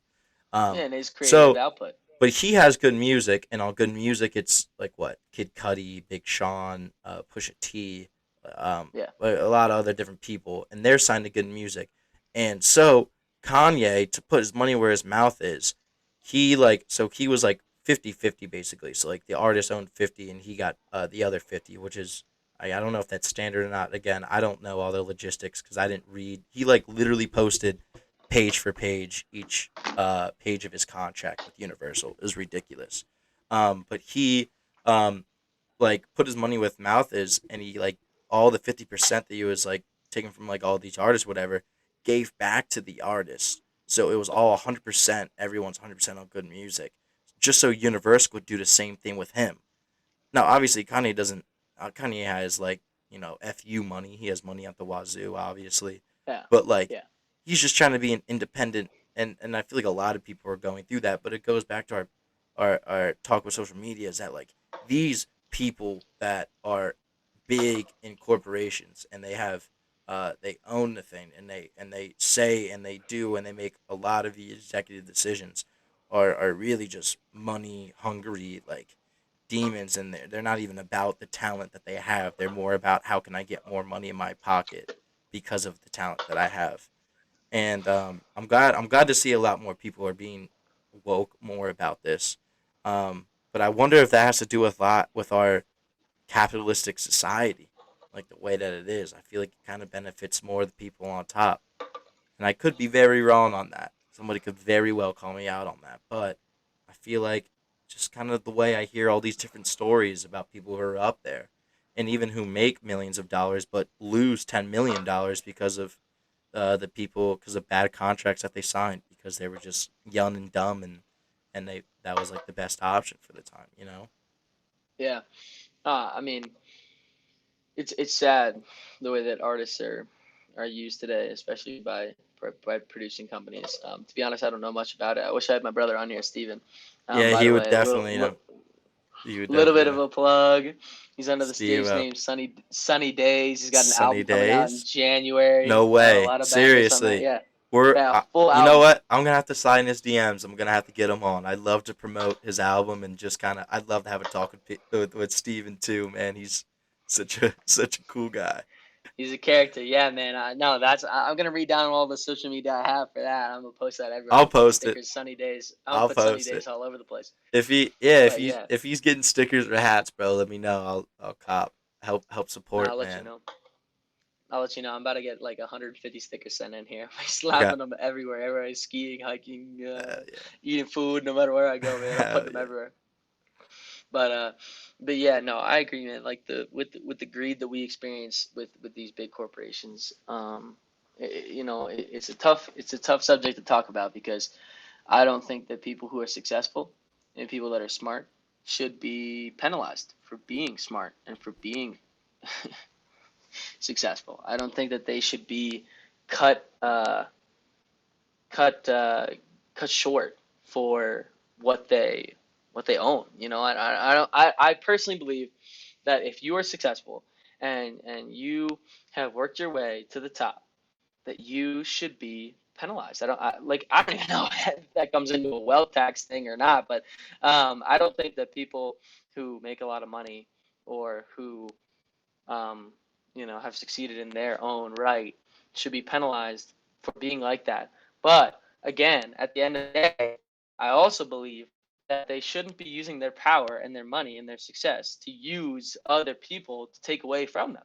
So it's a hard topic because I don't want people who are successful to be penalized, but I also don't want people who should be successful to be penalized by people that are already Yeah. successful. So honestly, to be honest, on a music standpoint, I don't know much about this. On a producing standpoint, I don't know much about this. On even a global or industrial or any kind of standpoint, I really don't know much about this. I have to admit that.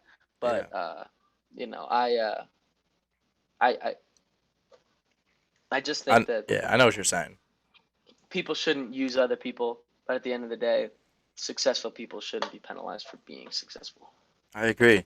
No, I agree. I mean, it's a very hard topic, but mostly because I'm just well, you and I both are just very. I don't really know much about it. You don't really know much about it, but I hear a lot of things about it. So yeah. Anyways, so talking about that, there was so Jam and I had a little bit of what we wanted to talk about, and I kind of let a little cliffhanger, um, and I wanted to just kind of hear his general reaction on it. But going back to just kind of Corona and all that stuff, and just kind of how people are changing, I noticed a lot. I promise I won't get into to COVID. I'm talking about like high school and post high school. Like I feel like a lot of people who I know personally and who also just who I've seen on social media who have been doing their thing. I feel like a lot of people made like when they were in high school and then they went to college, just like that 1 year, the year and a half, they made like changes to themselves, like really great changes to themselves. Like what I must say, like I've been seeing perfect example. I'm gonna have him on the podcast soon. EJ, um, EJ was a very big kid in high school, and he realized that, and the dude used that as motivation and lost a crap ton of weight. He's hitting the gym, he's grinding, and he's been doing great. So shout out to EJ. But I was thinking like other people, like even like Mike. Like Mike was a very athletic kid. The dude right now, dude's getting ripped in the gym, and even me, like I was a pretty chubby guy, and I was able to lose weight and all that stuff. Um, and I see a lot of it's just like a lot of people are just like changing the way that they were, and I just want to know like it does that have to do like what are your I guess like what are your thoughts on that? I guess I'm just trying to pick your brain on what you think. How does it do like how people think about themselves? Do you think it's because of social media? Do you think it's just a personal thing? Do you think it's like a growth thing because we go to college and we like think more about ourselves? And also, what I want to say is like I just have so much regrets of like what I did post high school that I wish I would have did in high school. Like for example, like I wish I always wanted to lose weight. My brothers were always on my case. Like always like Toby, you could be like a football player, like whatever if you just went in the gym, or like Toby, you could be like this, you went in the gym, blah blah blah, like did this, if you would have did that. Um and even more of like a stance, like maybe I would have started this podcast a lot earlier, and would have had like a whole lot more success like down the road because I would have got more experience. Um, but yeah, like even I picked up a love for golf too, and I wish I would have joined the golf team. Like even if I wasn't been the best, I would have been so Yeah. cool just to like golf for sport and all that stuff. So I guess I just want to know like what are your thoughts on that? Because like I know like you even changed, just coming at like like a social media standpoint and like a more of like a mental health standpoint and just a way of like moving about life a little bit more differently. So I guess that's what I just want to talk to you about because I know we both change um, in our own ways from high school to post high school. Yeah, yeah. I'm sorry. Like I'm trying to like what specifically is your question? Like what do I think about other I people guess changing? like Like how have I maybe changed? Or maybe talk about your experience, what like caused you to have that experience, like I don't know, like what yeah, experience like it maybe had. Like maybe all you did was maybe you started keeping a journal. I don't know, like or maybe you just like read more or whatever. Like just something like that. Like how was your I guess experience high school versus post high school? it's. I'm glad you asked that question. I know people always like talking about themselves, and so do I. So, Exactly. That's but the main. Yeah. yeah, but yeah, no. Um, it's funny you mentioned both those things. Yeah, I did start reading more, and I did actually start keeping a journal. Um, You were the I one did to both tell me those to do that. things. Yeah, man, it's the shit. It's good for you. But yeah, so coming from high school, I was going through a lot of changes, especially with this commitment to come the whole way out here. Because people might people might underestimate, how hard or how different it might be going to a whole new place, even if it is just in the United States. But coming the whole way out here to Colorado, it was definitely a change. Mhm. And it was something that I not only had to adjust to coming out here, but something that I had to prepare for. Mhm. And I definitely felt that in the summer leading up to coming here. There were a lot of changes going on. Um, I was acting a little crazy.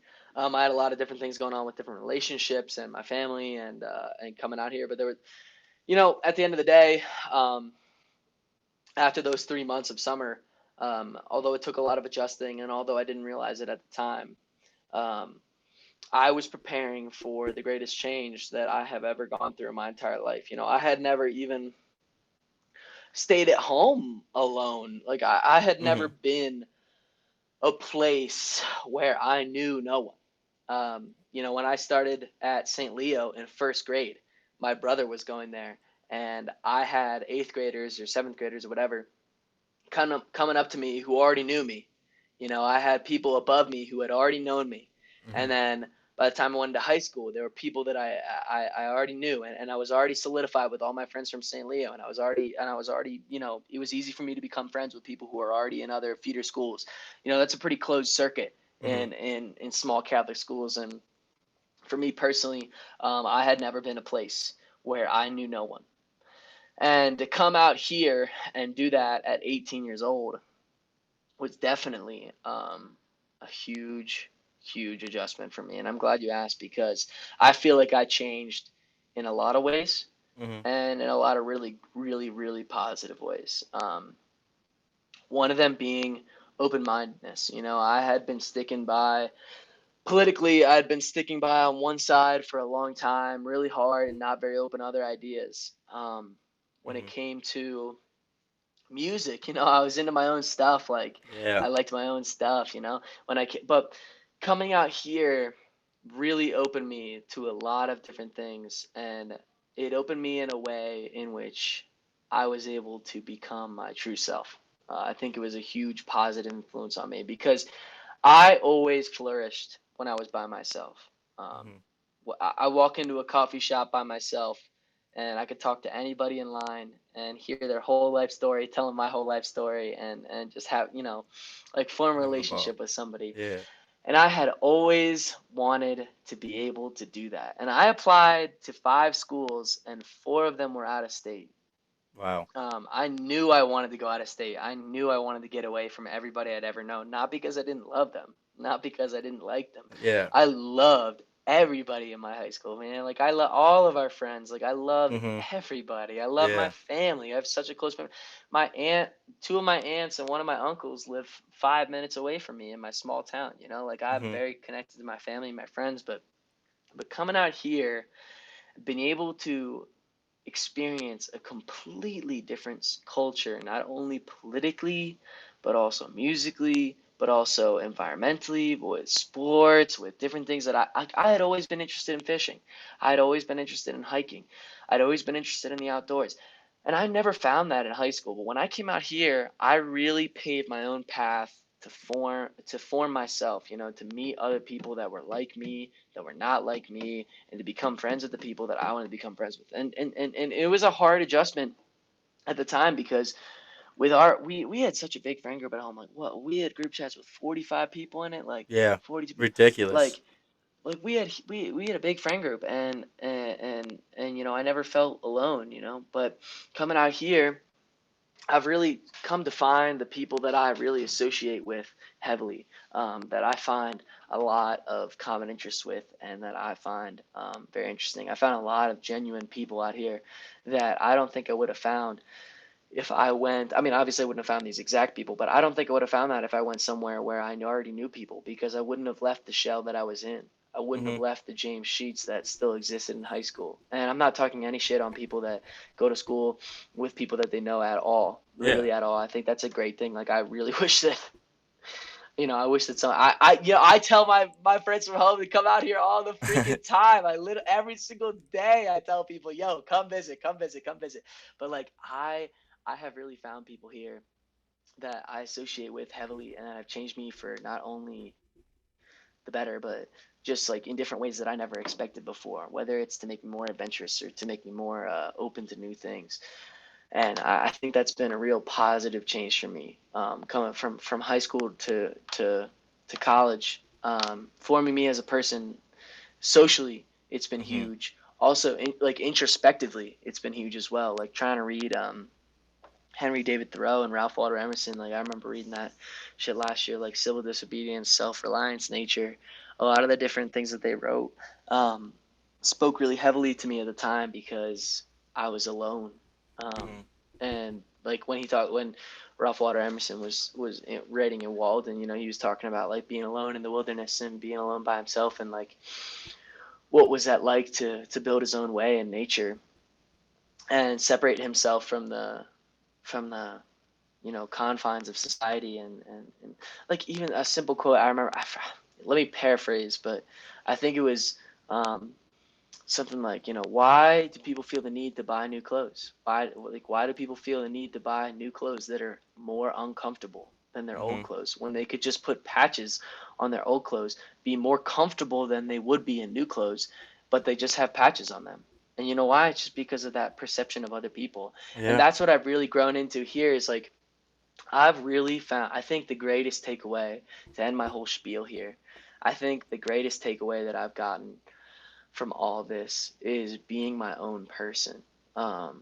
Not valuing myself, because that's what I was really building up to with the whole social media thing in high school. Like I was really trying. Like I think now that I think back on it, 3 years in the past, I think that I was really building up to trying to be my own person. And Hmm. coming out here by myself really allowed me to engulf myself in a totally different place and pave a path for what I wanted James Sheetz to be, what clothes I want to Exactly. wear. Like Yeah. I'm wearing a shirt right now. This is my dad's shirt from 1979. It's a It's a funky sweet baseball shirt. team, It's man. awesome. It's got sleeves like halfway through my forearm. It's a weird shirt. Like people don't wear these shirts. Yeah. But like I wear it because I like it because it's my dad's, like it's like Yeah. I fuck with it because it's it's my style. Like I wear old shirts. It's not because I'm trying to be retro. It's not because I'm trying to show other people that I'm edgy. It's because it's my dad's shirt, and I think I it's like dope. it. Yeah, exactly. Like just like that's the kind of stuff that I have come into with my style, with my personality, with the things that I'm into, the outdoors. Like this I've gone camping. I've been here. I came out a week early and camped 9 days in a row. I was home. I was home for a weekend, and then for the past 5 weeks, I've gone camping every single weekend. And That's awesome. it's not because I need to do that to show other people that I want like that I go outdoors. It's because I love doing that. It's because Exactly. Yeah. I have paved my own way. I have paved who I want myself to be, and that's what I want to be. Someone who I love being outdoors, and I want to be that person. And that's who I have become because Love I it. have allowed myself to grow enough to become that person. I don't do it to put it on my story. I don't do it to send it to people. I You don't do do it it for to put it James on Sheets. Instagram.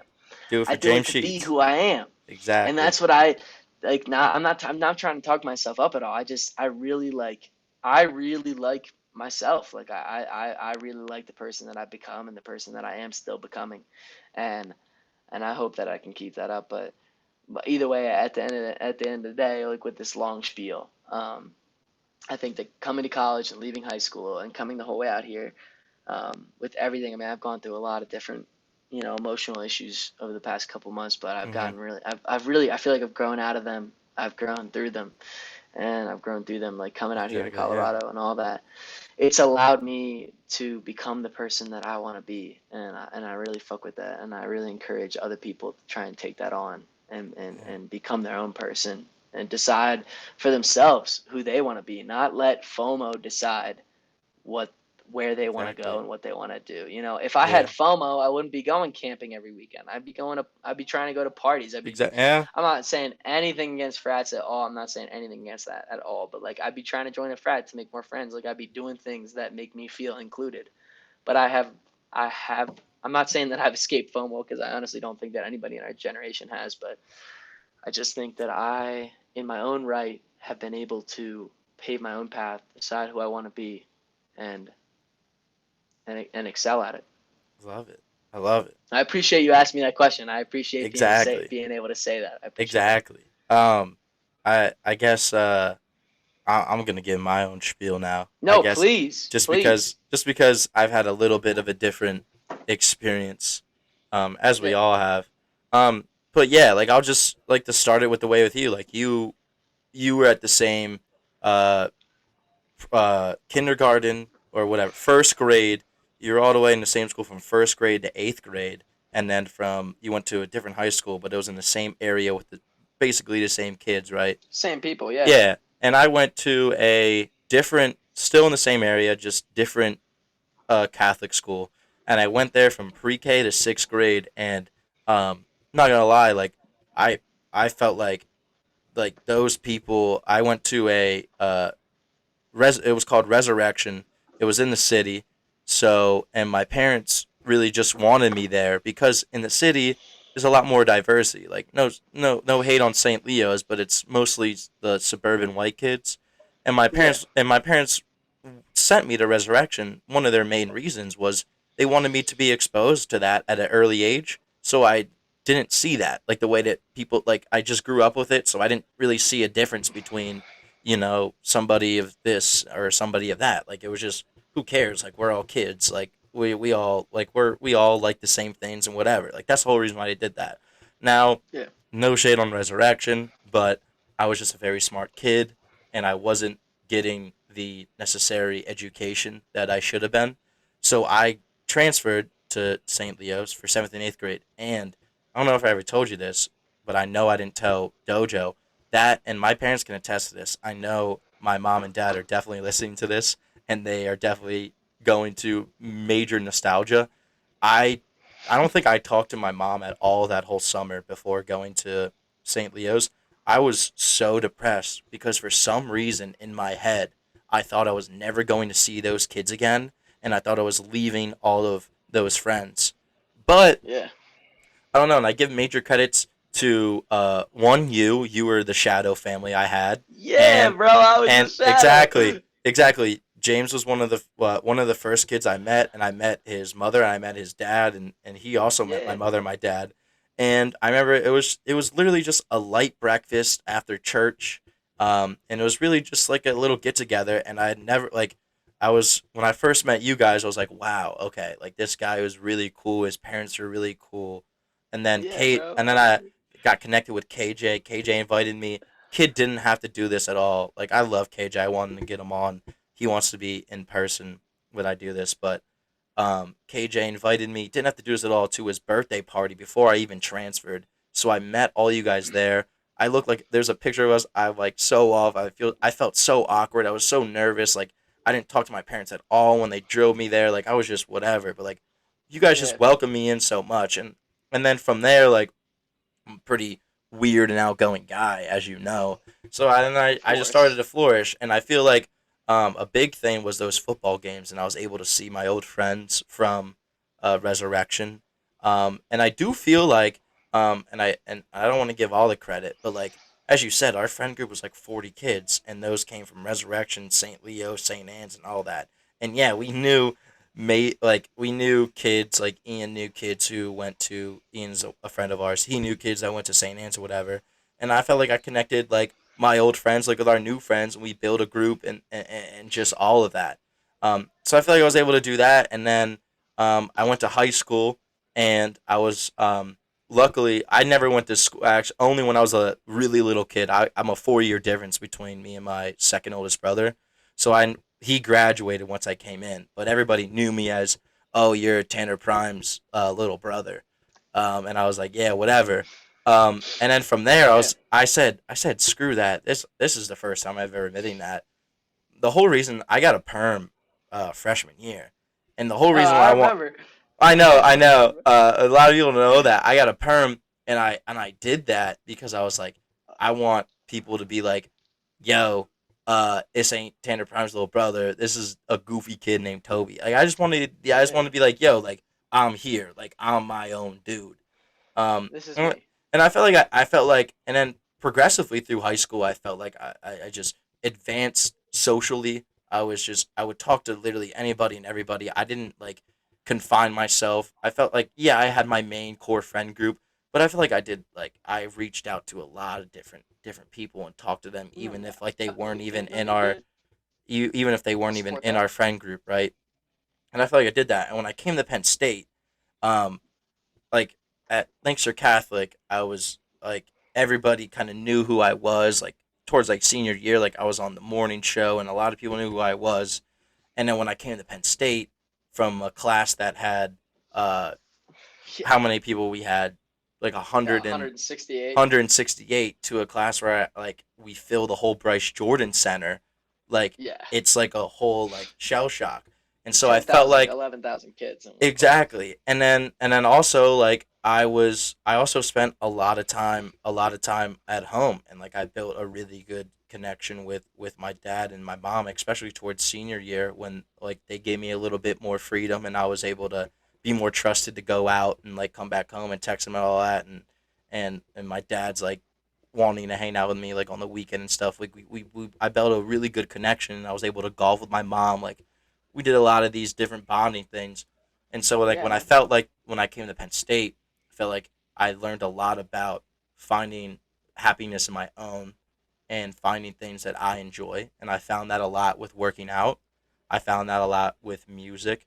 I found that a lot with a lot of things. But like for me, I knew I knew how to, and I still do this to this day. Like I still know how to go out, and I know how to spark a conversation out of nothing, and I know all that, and I learned that Hell yeah. because I just knew so many different people and whatever. But I felt like when I came to Penn State, I felt like I learned a lot more about, yo, what does Toby Prime like, more than what do other people like about Toby Prime.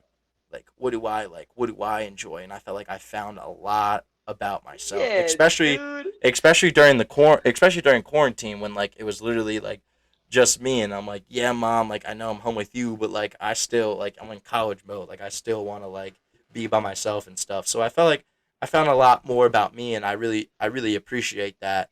Um, Yeah, Still, I'm right now, as far as like finding friends who are in the same interests as me and like all that stuff. It's really hard, especially now with COVID, because it's hard to just like, yeah, like you can get out, but I'm usually hanging out with the same people who I know and all that stuff, because it's just very hard to meet new people. Um, but it's been very hard for me to try to find somebody who is very into the things that I want to do, as far as like my uh journalistic and media career. And luckily, I found a yeah. guy. Goes to Manheim Township, Sean Marks. We're going to be starting a radio show soon here, pretty soon, which will Oh be shit. which will be at an actual like radio station at Penn State. It's just ran by kids. Wow, no Hopefully, way, bro. yeah. Like I DM'd the club, and I was like, hey, like, I'm really interested. Tried to do it last year, but COVID kind of screwed things up, and like with training, like I wasn't able to get in because of classes and whatever.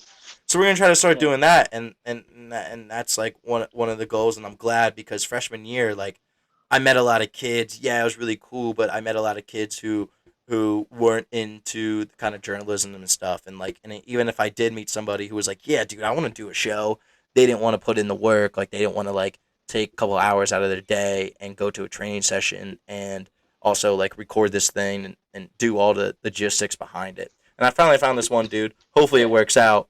Um, but yeah, but mostly just for me, college has just been like a way to me to just kind of find what I like, and being able to live on my own, which I felt like I haven't really done. You know, I feel like I've become more mature in that aspect. So Yeah. yeah, yeah, Dude, I'm that's glad. my Like, spiel. that's so happy. I'm so happy for to hear that, man. Like, it's so good to just. It's such not only good vibes, but it's just like it's such good news to hear your friends succeeding and Yeah, going towards their goals and going towards their dreams and becoming their own people. Like, a lot of people, they're friends in high school and they split up after, but we had such a tight friend group. we We're did. all so tight, dude. We were so blessed. We're so lucky to be So surrounded by blessed. the people that we're surrounded by, and I think that's a huge thing that people widely overlook. But like, I am so happy to hear that you are doing so well, that you have made this transition to become the person that you are. Like, that is Appreciate it. such good, positive news for me to hear. And I'm sure for anybody listening, like, it's such a good thing to hear, because I think that's what people, rather than, we talked about a lot of topics, rather than politics, rather than social media, other people liking them. I think that's where a lot of the positivity and a lot of comes from in our society. Like, that's where we should focus on, is other people, focusing on other people and the connections that we have. Like focusing on how much we love one another, and how much we Hmm. want each other to succeed, and how much we want each other to gain their goals. And I'm I just so agree. happy to hear that, man. That's amazing. I agree. Hey, still a long road ahead.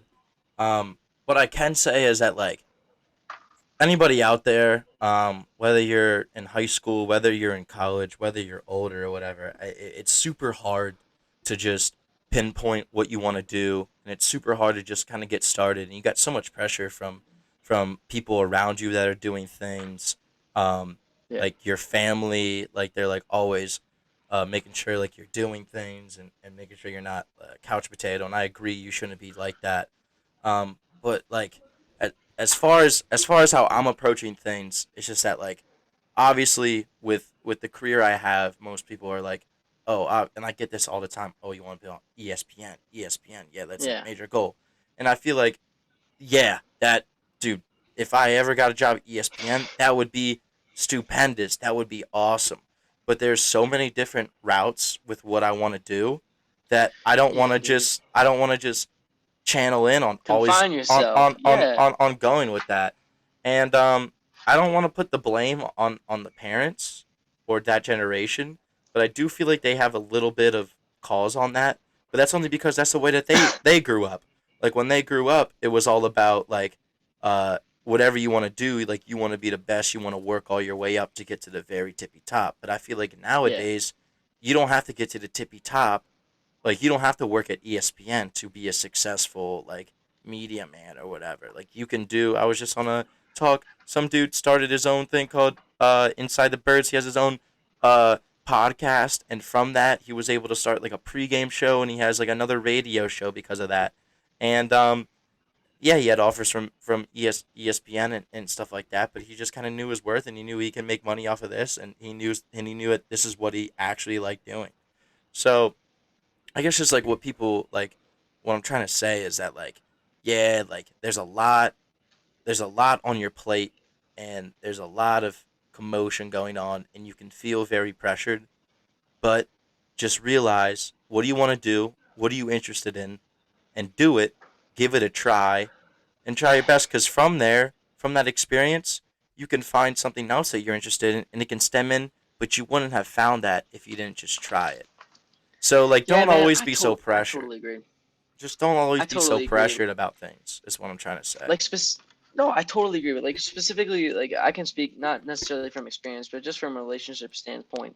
Like my brother Steven, he was into engineering and whatever, but like his passion is music, and that's what makes him truly happy. And I think that everybody should do that, man. Like, I think that Hmm.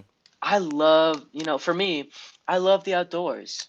Like, um, I love the plant. I love animals. Like, I love being outdoors. Hmm. And that's what I decided that I was going to do with my career. And I think that at the end of the day is what's going to make me truly, truly happy. Spending 6 weeks in the Arctic wilderness and not having any communication to the outside world.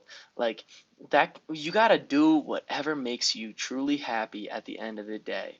And that, I think, is what many people lose. And look, if you want to go into a job that makes you a lot of money, and you love having nice things in mind. I remember your roommate said that. Hmm. Chris, like, he said, I love nice things. Yeah. I love money.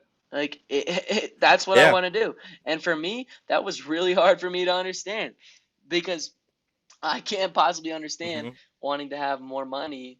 Like, And I yeah. personally don't find a lot of. I want to be economically stable, but as if I go into if I go to vet school, I'm gonna be making the least amount of money that any vet will possibly be making, and that's not because I want to be doing that. It's because I love what I'm doing. Yeah. But if you love money and you love having nice things, then I am not gonna judge you for going into a field that you will make a lot of money in and not necessarily like it's all dependent on what you want to do, what you love as an individual. And I think that's what a lot of people lose. They lose sight of what they truly want to be, what they truly want to do, and focus on what other people want them to be. And I just think, like, I'm so happy that you have found this outlet, this thing that you are so good at, that you love to do, that you want to do, and that you are striving for. I think that so many more people should be like you. I think that so many more people should look at you like, no, man, that's like, I want to do what I want to do, no matter how much money I'm going to make, no matter how much successful I'm going to be at it. Like, I'm just going to try my absolute best, be the best person, be the best Toby Prime, be the best James Sheetz, be the best first name, last name that I can possibly be at what I Mm-hmm. do and succeed. And I I agree. I 100% if agree, I could, man. if I could expand on this, if you don't mind me expanding Dude, on go this, ahead, man. Go ahead. for like for like positivity, I'd really love to make a point on this. Yeah, go ahead. So, kind of a topic change, if That's you don't okay. mind. Let's do it. Let's switch it up. But like, bro, so many people, so many people, and like, I cannot speak from a stance of someone who has ever experienced depression. Like, I have been around people with depression. I live with people who have depression. But I can't personally say that I am someone who has negative thoughts and who has a Hmm. negative outlook on life. So I cannot speak on that behalf, and I'm not trying to by any stance. I would just like to put that out there first. Yeah. But positive thinking and like positive mentality about your career, life, like about everything you do throughout your day, whether it's when you wake up, or whether it's when you're going to bed, or no matter whatever you're doing throughout your day, like, man, I just think that there is so much positivity and so much love to be had and to be experienced throughout your day, and so many people miss that. Hmm. And this is just one thing that I really have been trying to get out to the world, and something that I've been trying to get out to just people that I know, that positive thinking. And I am not, again, not dissing or saying anything about depression at all or any of those mental health issues, but like, positive thinking is a habit, in my opinion. Like, I think that as someone who has been practicing positive thinking, and I have to thank my mom for that, who has been such a positive, and my dad, who has been such a positive influence on me. But the idea of positivity and positive thinking can change your entire day, and then in turn, day after day after day, change your entire outlook on life. Like, Hmm. there is so much love and positivity to be had throughout your day, and all it takes is this cognizant change towards positive thinking. Because if I can go on, if you don't mind me going on a little spiel here, Go ahead, man. there you can form these paths. You know, your brain, from a neurological chemical standpoint, your brain forms these paths. And if you look back at it from an evolutionary stance, humans and animals as a whole are always trying to save caloric intake. You know, they're always trying to save calories, and your brain saves calories. Your brain saves energy when it does something over and over and over again. Like, think about you brushing your teeth. Are you really thinking about brushing your teeth, or is that just something that you've learned and turned into a habit? You know, you're not really thinking about it. You're just kind of doing it. That's where I have really succeeded and excelled in with positive thinking. Positive thinking, and that's why I call it a habit, because it's the same as me brushing my teeth. When I wake up, like, the first thing I say to myself, the first thing I try that I try to think, I'm not a perfect person, but the first thing I try to think every day is a positive thought. I look at my in the mirror before I take a shower, and I say something like, James, you're a freaking great, like, you're a great person. Whether it's you're good looking, or you're a strong person, or you're a good communicator, or you're a good friend, or you're a Or good person, whatever, or no matter what it is. or even like, thank God I woke up today. Exactly, dude. Like, Yeah, that all goes back, like, that positive attitude.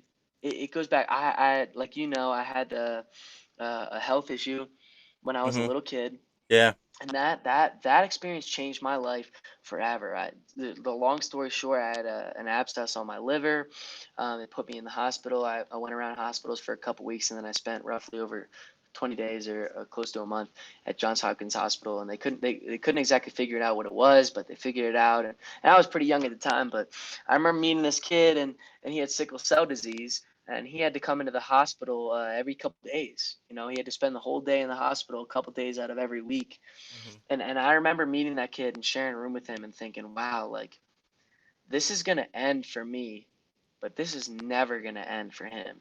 He's always gonna be stuck. You know, like I wake Yeah. up and you gotta find something to be thankful for. You know, I Mhm. wake up and people say, well, my friends and I do something here called Rose and Thorn. Have you ever heard of that? No. Rose and Thorn. It's like you talk about your day and you have a rose, you have a good thing that happened, a thorn that happened. So like, So it's for like, example, my dude, sorry to cut you off the internet. So it's like a good thing and a bad thing that happened in your life, yeah, like a yeah, good rose thing and and a bad thing. a Yeah, rose and a rose is a thorn. good thing, Sorry, thorn is a bad thing. it So just cut today, out. Just cut out. no, I'm it makes sorry. sense. Yeah, no, like Rose, no, it's all good.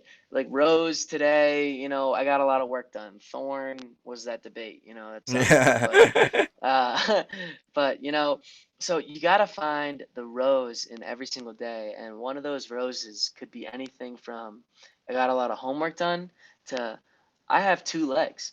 Like you have to be thankful for the very basic things that many people do not experience that you take for granted. And my brother says to me, he said, James, you have an attitude of gratitude.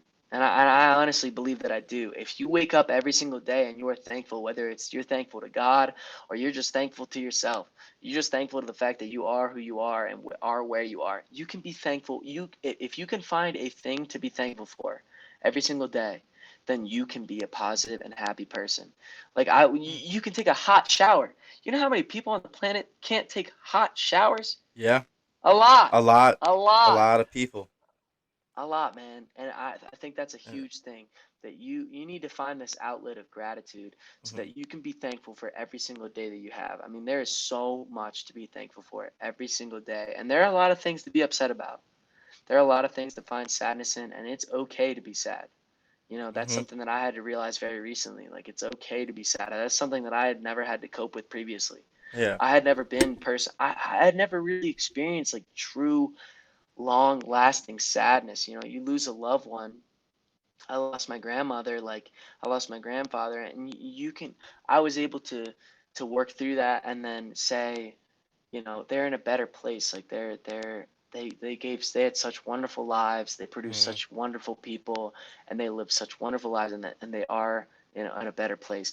But when you experience a real loss in your life and you have to cope with that sadness, there is a lot in your life that you can be positive and happy about. And in those times, they're the hardest of times to find those outlets, to find those positive things, and to really focus on them. Mhm. But at the end of the day, like those things are what are going to make you truly happy. And I think that everybody that I know and everybody that I've met and even people outside of that can find something to be positive about every single day. You just need that reinforcement. And like I was Yeah. saying, I got on this tangent, but there's a neurological understanding of this that you have this caloric, you're trying to save calories, Mhm. and if you form these habits, then you can save calories and they just happen naturally without you even thinking. If you knowingly practice positive thinking, if you knowingly practice good thoughts, positive reinforcement of yourself, not taking it off of the validation of Instagram, not taking it off the validation of some social media outlet, taking it out of the validation of yourself. When yourself in the mirror, you're a girl or a guy saying, as a guy, you're saying, yeah, like I look good today. As a girl, you're saying, like my eyebrow, whatever, man, like whatever Mhm. you gotta say for yourself to create those positive things. If you practice that every day, in and out, it takes 40 days to start a new habit. If you work on this for 40 days straight, you will create this mental block of you Mhm. thinking positively all the time, and it'll make you a happier person. And that's a message that I've wanted to get out to people for a long time. Positive thinking and happiness is a habit and a mindset. And sometimes it's like some people suffer from mental health, some people have things that they cannot control, and that's out of their control. But if you are not waking up every single day and being so thankful that you are alive, like there's so much more happiness to be had Yeah. that you can have. by just simply practicing positive thinking. And I think that's a huge thing that people should focus on today. I agree, man. I'm 100% on board with that, man. 100% on board with that. Because personally for me, I try to make someone laugh or smile every day. Um, that's just personally for me. But just to kind of switch topics here, maybe get a little Yeah, lighthearted or wherever we want to take this. So something that makes us both very happy is music. hell Um, yeah. yeah, a big fan of music. I music and sports really just loves I really have in life. And music, I mean, we could go on and on. I just think personally, man, like happy times, sad times, times where I felt weird, times where I felt uncomfortable, like music has been able to kind of bring me back, rope me back in. Sometimes I just like going on walks just because I want to just listen to a song or listen to an album, and it's just like the weird feeling I get. And even like local, I've gotten a really deep appreciation for like local as far as like Lancaster. I really want someone to make it out of the 717 area. I think our biggest candidate right now is Kiki, and I really hope I can lure her into this podcast and talk about how her experience is for playing D1 basketball now, and now she's gonna be killing it. But anyways, I really want someone to make it, and that's why I really encourage everyone. I know you probably dabbled a few, but I really want everyone. A couple of people who I've either collaborated with or I've met with person or went to school with. Give a special shout out. You gotta listen to Al Dominguez on SoundCloud. I think he has a very nice sound. I know he probably is not listening to this, but I just love it the way like I knew this kid. I knew his story in life. I knew like things about him and the way he expresses that in his music. And most of the stuff's lighthearted, but some of the stuff is very serious. Some of the stuff very like hits. Um, and I really want to shout out to him. Also, don't clown me, Lancaster kids. Brown Kid hype. Say what you want. I know he uses a lot of auto tune. Say what you want. Dude is dude can produce. Dude knows how to mix sounds and make it sound good. And even if I didn't like how he sounded, I was still wrote back into the song because the way it sounded and the way he was able to create that. The kid's a freshman right now in college. And I know he's probably doing something in the science or whatever field because he was always winning science projects. Like this kid was a He's a smart smart kid. guy. He was a smart kid on top of that doing music or whatever. But to tie it all back in, it's just crazy to me um, how musicians from the very start of their day were able to use instrumentals and tie it in with words and poetry, whatever you want to call it, and show their like pure emotion with a song. And like sort of like think about like Frank Ocean, Amy Winehouse, um, Yeah.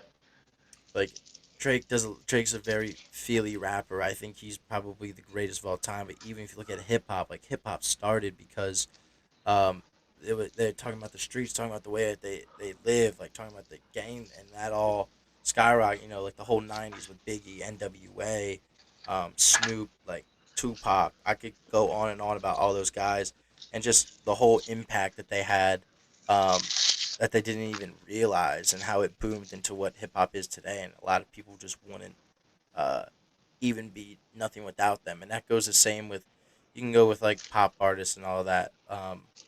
It like the list can go on and on. I could talk about plenty of different artists, and one thing I do lack, and I know that you're very into it's just all kinds of rock, like all different kind of oldies and stuff. I know you're really about that, and then you're also into the kind of like new groovy. I don't know if it's all right. It's a weird genre. I don't know how to pinpoint it. Indie kind of rock Yeah. shit too, but like that all stemmed from like the the hippie age. You got like Jimi Hendrix and Fleetwood and all of them. And what Oh, I bro. think is ridiculous is what I'm blanking here. Um What was that? What was that musical? What was that music fest? Uh, Woodstock. Woodstock, bro. Uh, did you watch that documentary, man, about Nah, Woodstock? I didn't. I watched a couple like concerts from it, but I watched a couple recordings. There aren't much, but I watched a couple It was just different like segments from it, it was and just not necessarily recordings, but it's just ridiculous how that whole festival even came about, man. Like it was I very understand. unorganized. Like they didn't really have food. They didn't really have a big plan for much of it. And then they just made it happen. People would just come, and there was nothing but like drugs, love. Yeah, there was sex or whatever, but like there was no hate. Drugs and People sex. Yeah. like the media was trying to play it out that there's like all this wrong going on, but like it was just like a time where like everything with the war going on and like post civil rights and all and just everything that was going on in America, the fact that music brought people together, and even on a global scale with Bob Marley, and what he did for Jamaica. I don't know if you ever watched that Who Shot the Sheriff, and other Oh, dude, Bob I Marley. never did. I don't know much about his life. I'd love to Dude, hear about it. Bob Marley, man. I wish we need another Bob. I don't think it'll happen because like it's like asking for another Michael Jordan or asking for another LeBron James. Like it's not gonna happen. But we need someone like him, dude. Like um, I was very I knew all the details about this when I watched it during the summer, so some of these details might be very foggy. So bear with me. So don't like Sure. take everything for sure. But so I'm yeah, not quoting it. he grew up in Trenchtown, and Trenchtown was like the government didn't like the people from Trenchtown. Like if you said you were from Trenchtown, people would think like you're just like slob or whatever, like low of the low, you know. Very Right. poor town. Um, I don't think he didn't have a dad. They believe his dad was like some British guy who like was, I don't know, going through Britain or whatever, but didn't have a Interesting. dad. Um, they would just like basically in Trench Town, like all there was to do. You know, they just played music. So like play music on the street. Some dude picked him up. Long story short, dude starts getting pretty big in Jamaica. But going on in Jamaica, there's like unrest with the government with these two different sides, and it got pretty violent. Like there'd be like violent groups like attacking each other and killing each other. And Damn. Bob was like, I don't feel safe here. So he moved out. He moved to England, I think, and that's when Oh, he okay. dropped Exodus, and that album was fantastic. Exodus. And Yeah. he went on like a world tour, and people of Jamaica were very upset at Bob Marley because they're Is he like, left? yeah, like he left. Like you're from Jamaica, you had so much of this pride, and you just left us, and now you're going all over the world. And Bob was like, and Bob never said this, but like people from his like team or whatever, were like it's because Bob don't feel safe. Like he thinks he's gonna like die there. Um, Yeah. so eventually they organize. He said, "I'll go back and I'll do a concert for free, but I want it like I want Yeah. to be like a peace concert. Like I want no violence or whatever. Like I want peace." And he had this concert, and in the middle of the concert he brought both the parties, like both the running mates together, and had them shake hands, and he did like a Rastafarian prayer like during it, but like No brought them shit. together, and there was like all this like unrest, like it was like crazy. And then from there was uh like he got shot, like one of his dudes, like Really? yeah, he got shot like in his house, um and there's like whole debate on who actually shot him, but he survived. How he actually died was he was playing soccer and got like a cut on his foot, and like the Rastafarian, I guess, religion like doesn't condone like medical treatment or whatever. So he like he Really? yeah, so like he just kind of wrapped it up and just, I guess it's just like all natural, like God will heal you. I don't know, but and then he got, I guess he got infected so bad, I guess cancer got through it and went through his whole body, and he died of cancer.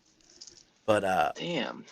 yeah, he was I didn't know that. very for the peace. He did a lot for Africa too, South Africa. Um, did a lot for them. But yeah, dude, Bob Marley, and that was all through music, man. It was all through music, like, Yeah, and man.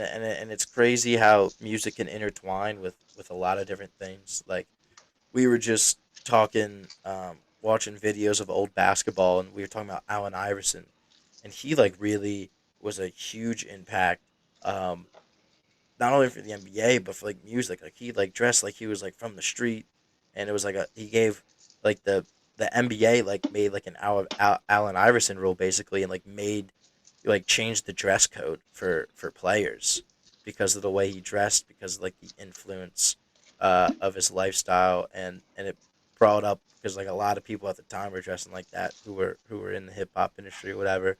But then I intertwine and like even today, like Drake rapping about like Kawhi and like the uh, Raptors and the Warriors and stuff such. There's like a funny thing, I forget who said it, but it was like somebody said all rappers want to be musicians, and all musicians like want to be rappers. Um, Or so all athletes? yeah, or like yeah, athletes like that. Gotcha. But it's just I don't know. It's pretty ridiculous just how music has a huge impact, not only in like a sports world, but in like a whole world aspect for peace and love, and even just expressing your feelings or expressing like whatever, like having a good time. Like some people just rap because they like doing it and it's for fun, or some people like making music, playing on the piano, singing or whatever, just because they enjoy it. It's like therapeutic for them. So like Oh, hell yeah, dude. making I was doing that music, yeah, today. yeah, and it's just awesome. And I like even I dabbled, and it was just fun. Like it was just fun, like expressing yourself, and it's like an art form, really. It's just It is very an off farm. it's It just is. music is just very it's super it's awesome. It's awesome. I guess I gotta say about that. No, no, it's It's the shit, man. awesome. It's awesome. I love it. I love it. No, I really see that a lot and a lot of different artists. A real passion for like social change, and I think that's something that's really beautiful about music is that people can can use their music to create change, to create movements, to create positive effects on society.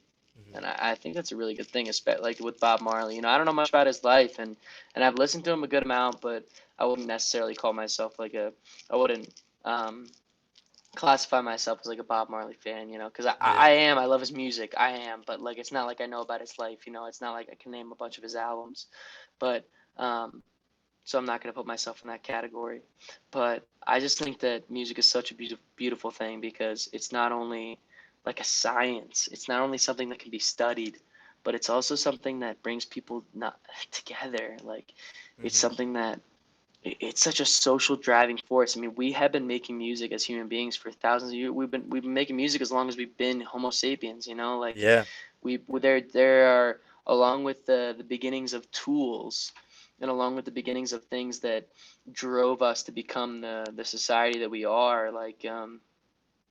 Like simply the goddamn like the hammer, man. Like Yeah. really simple tools. At the same time, human beings were coming out with really simple drums or really simple instruments that like we have co-evolved with music, and it's a really really beautiful thing. I think it not only brings people together but is a really strong driving force in societal change.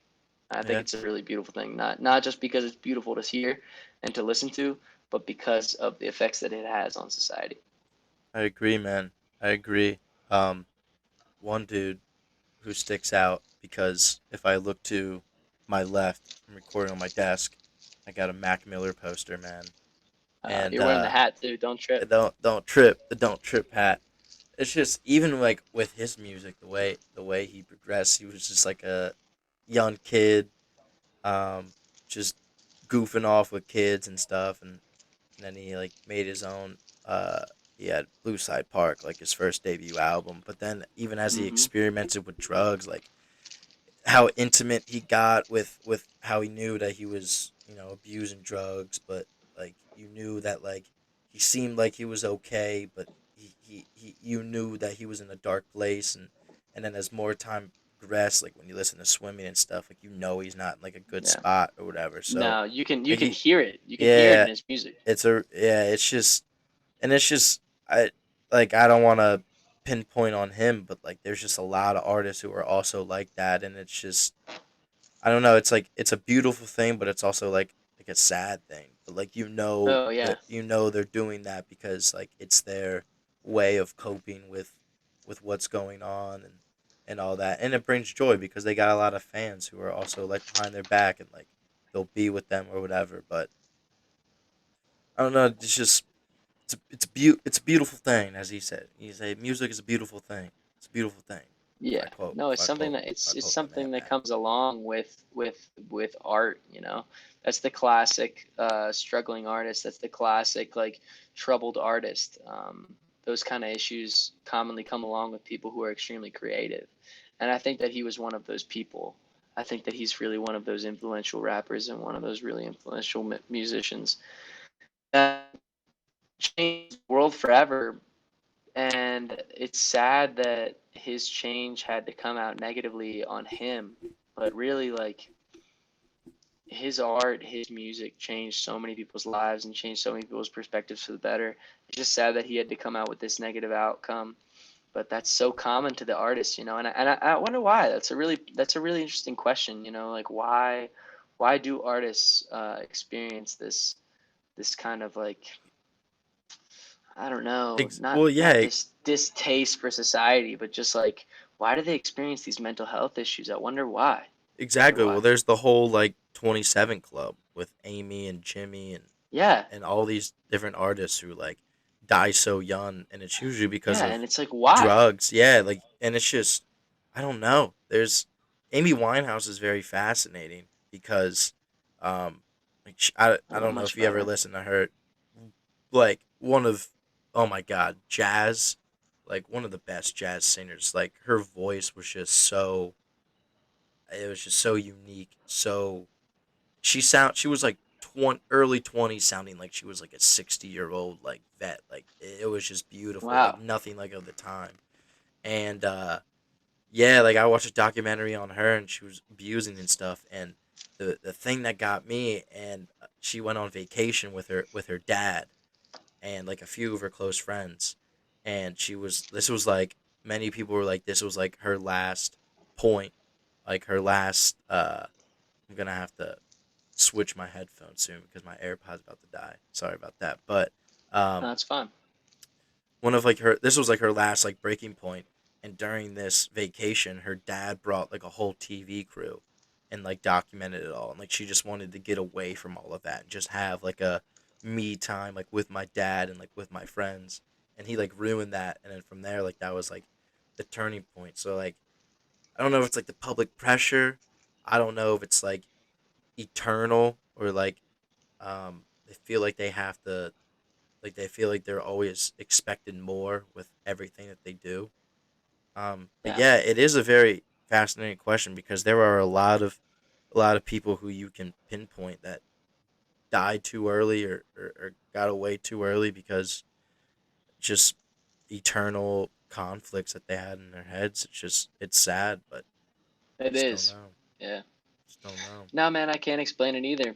I can't explain it either. I mean, there must be something with extra creative people who have that passion, you know, who have that drive. Like they have that, they have something inherently inside of them that makes them special, and that makes them. I mean, everybody's special, but something inherently inside of them that makes them creative in the way that they are.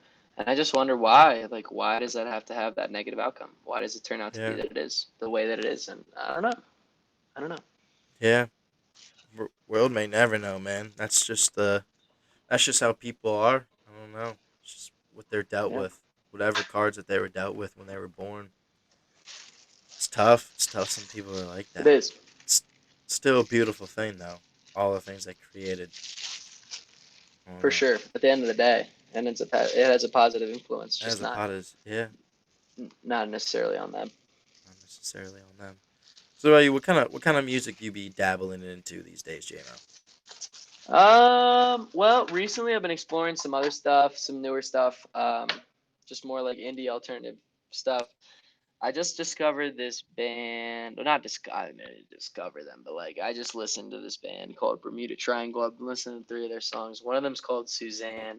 It's really good. Um, Nice. but there's a couple other bands I've been listening to, like something more Unmortal Orchestra, I think is their Oh, name. They have a bunch okay. of good songs. Um, Also, War is like this jam band that have this really specific. It's like a low key. Like some of the songs are more like a Latino jam band style, Hmm. but they're oh man, they're really good music. War. Oh, have you ever listened to Yellow Days? No. Yellow Days is this independent. He's a single artist from, I think he's from the UK. He's had a bunch of good albums come out recently. I think he has three full albums out on streaming services. But he just came out with a new one a couple days ago, maybe last week. It's really good. It's a lot different than a lot of the stuff he's been listening to. I don't know what the name of the album is. I can't remember. It's really good. It's a lot different than the stuff that he used to make. And I really enjoy it personally. Um, What else? I mean, I've always been for the past like 2 years, I've been like a big Dead fan, so I'm listening to all the same stuff there, Allman Brothers. But yeah, I've really gotten into the like coming into after we graduated, I got pretty heavy into jam band shit like the Grateful Dead and older stuff like the Allman Brothers and Crosby, Stills, Nash and Young, Neil Young, a lot of different stuff, man. And that was really good for a while. I'm still on that wave. I'm still stuck in that kind of musical box. I But dig it. I've also been listening to a lot of new stuff recently with just people that I've been hanging out with. I've gone on a lot of road trips recently because of camping and going outdoors. Everything out west is a lot farther away than it is in the East Coast. Like Yeah. out here, a 4 hour drive is just kind of like, oh, like you're just going camping, solid Exactly. four, Yeah. 6 hour drive. So I hear a lot of new music recently, and it's been really fun listening to new stuff. Um, I've been kind of bouncing around, but overall, yeah, a lot of indie stuff and a lot of older stuff has been kind of my main focus recently.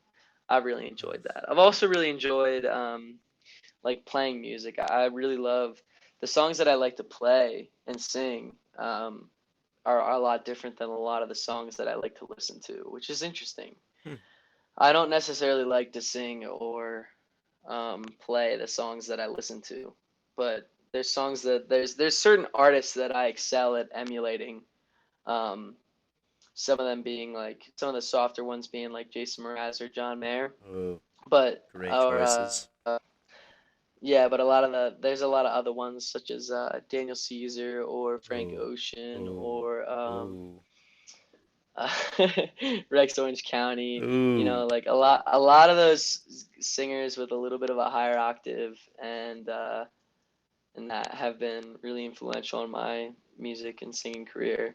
I haven't been playing as much as I'd like to.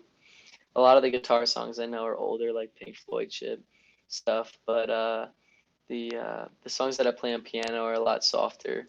I don't know too many right now. I probably have like 10 or more songs under my list, under my belt for piano, but I've been trying to learn more stuff that's more challenging for my range. Like the song "Lay Me Down" by Sam Smith. Yeah.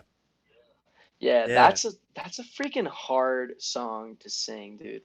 That is S- a hard, Dude, hard song to that's what I'm sing. saying. Sammy's a different breed, man. He is, dude. His voice. Some of these artists, people who don't sing or people who don't try to like. I've been really exploring music theory and piano theory, and that's what I was saying. Like, it's a whole science, man. There's so much to learn about it, and some of the stuff that people overlook, like people can widely disregard some artists, such as like Lady Gaga, because you don't like her genre that she plays a lot. But if you watch A Star Is Born or you focus on some of her music where she really like plays to her Oh my, strengths, yeah.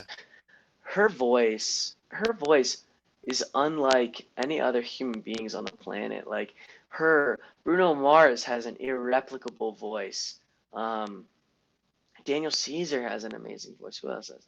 Sam Smith has an amazing voice. Alicia Keys, Ariana Grande. Like some of these artists have voices that are so amazingly beautiful and difficult to replicate. Yeah. And that's what makes them special and that's what makes them so good. And that's what I've really enjoyed personally like exploring playing music for myself and playing music on my own, it's been really enjoyable to listen to music now that I know more about music theory. It's been a lot more enjoyable to listen to music just listening to a single riff of a guitar or listening to a single piano solo or listening to a person hitting a crazy ass note like that. I just have found a lot more appreciation for music through Yeah, studying it and trying to play it myself, which has been really fun. Yeah. yeah. I agree, man. I agree. Um, Personally for me, I kind of went more 70s. Kind of been listening Mm. to a lot of 70s recently, like Hall and Oates, Elton John, Billie Joel, Oh yeah. classes like Aw. that, Eagles, and King Harvest, and things of that nature. Been listening to a lot of that. I went towards 90s kind of hip hop too. Been listening to a lot of Biggie. Usually, like when I work out, it's just I don't know. Mm. His flow is it's just it's awesome. Um, Crazy, yeah. I didn't. I'm not like I haven't really gotten into like the whole. Obviously we got different music tastes. I'm more into like the hip hop than you are. I haven't really got Yeah. into the like new age stuff. But like I dug a whole new appreciation for Travis after this summer, and Don Toliver, big fan. Mm. Still with Drake and Max, still with Wayne, still listen to Wiz Khalifa, Bob Marley Of still up course, on bro. there. Of course. It wouldn't be Toby Prime if you Yeah, weren't listening to those that guys. that's my like top four. Like I got them on a Yeti mug. Like it's crazy like that. Oops, just started playing. I was checking through my music, but I still Drake all up on here. Um, Fleetwood Mac has been a big hit Mm. recently. Been listening to a lot of Fleetwood. Um, yeah, but like Yay, I've been starting to listen to a little bit more, trying to just get into them because my roommates really really like Yay. But yeah, I've really been kind of all over the place. I've been hitting up like different people, trying to get some of their music, and a lot of them like the punk rock, like Paramore, All American Rejects, and people like that. Uh, just gonna, but yeah. So I've been listening to a lot of Paramore and people like that, and I've also discovered this band. They're not really punk rock, but it's like they're called the Backseat Lovers, and Oh. they just make beautiful music, and so I highly recommend start listening to them. Um, but yeah, that's been kind of me. Hell yeah. I love it, man. That's the kind of exploration that you need to find. Just takes a little bit of effort, but it's not hard to if you're studying, it's not hard to just pick a couple new songs, pick a new playlist, pick a new band, pick an album and just play it. And you like songs, you add them to a playlist. If you like the album, you save it. Like it's not hard to just explore music. Whether you're on a road trip, whether you're just sitting by yourself, whether you're studying, no matter what you're doing, like there's so many ways to explore music, and you have to take. It's the same thing as being open minded to political views, to being open minded to any kind of view. Like it's being open minded to musical views is huge too, for sure. Yeah. All right. Well, we're over the 2 hour mark. It's a new record here for Dojo.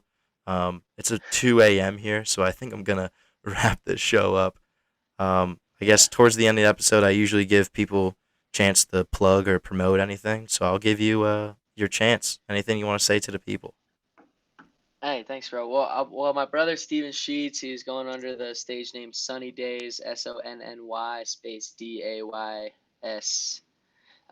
He's releasing an album.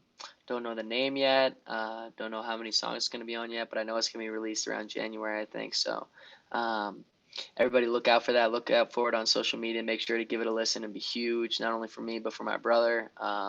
He's an up and coming artist. He's got an amazing voice. He's got amazing musical talent.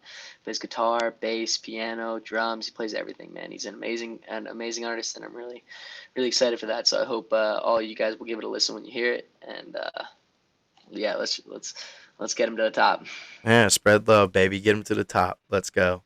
for sure, bro. All right. Well, that has been episode 9 of Dojo Talks with my great friend James, thank you so much for hopping on and having probably one of the greatest discussions I think I ever had, man. I loved every minute of this. Thank you so much for being on, man. I really do appreciate it. Yeah, man. Thank you for having me. It's been a great time. I've been wanting, like we said in the beginning, like I've been wanting to do this since you very started. So, I love it. I'm so glad that I got to do this. I'm a little tired now, but it was worth it. It was a great time, man. I loved it, and I love you, man. Thank you for having me. I love you too. Thank you, man. All right, that's been it. Peace.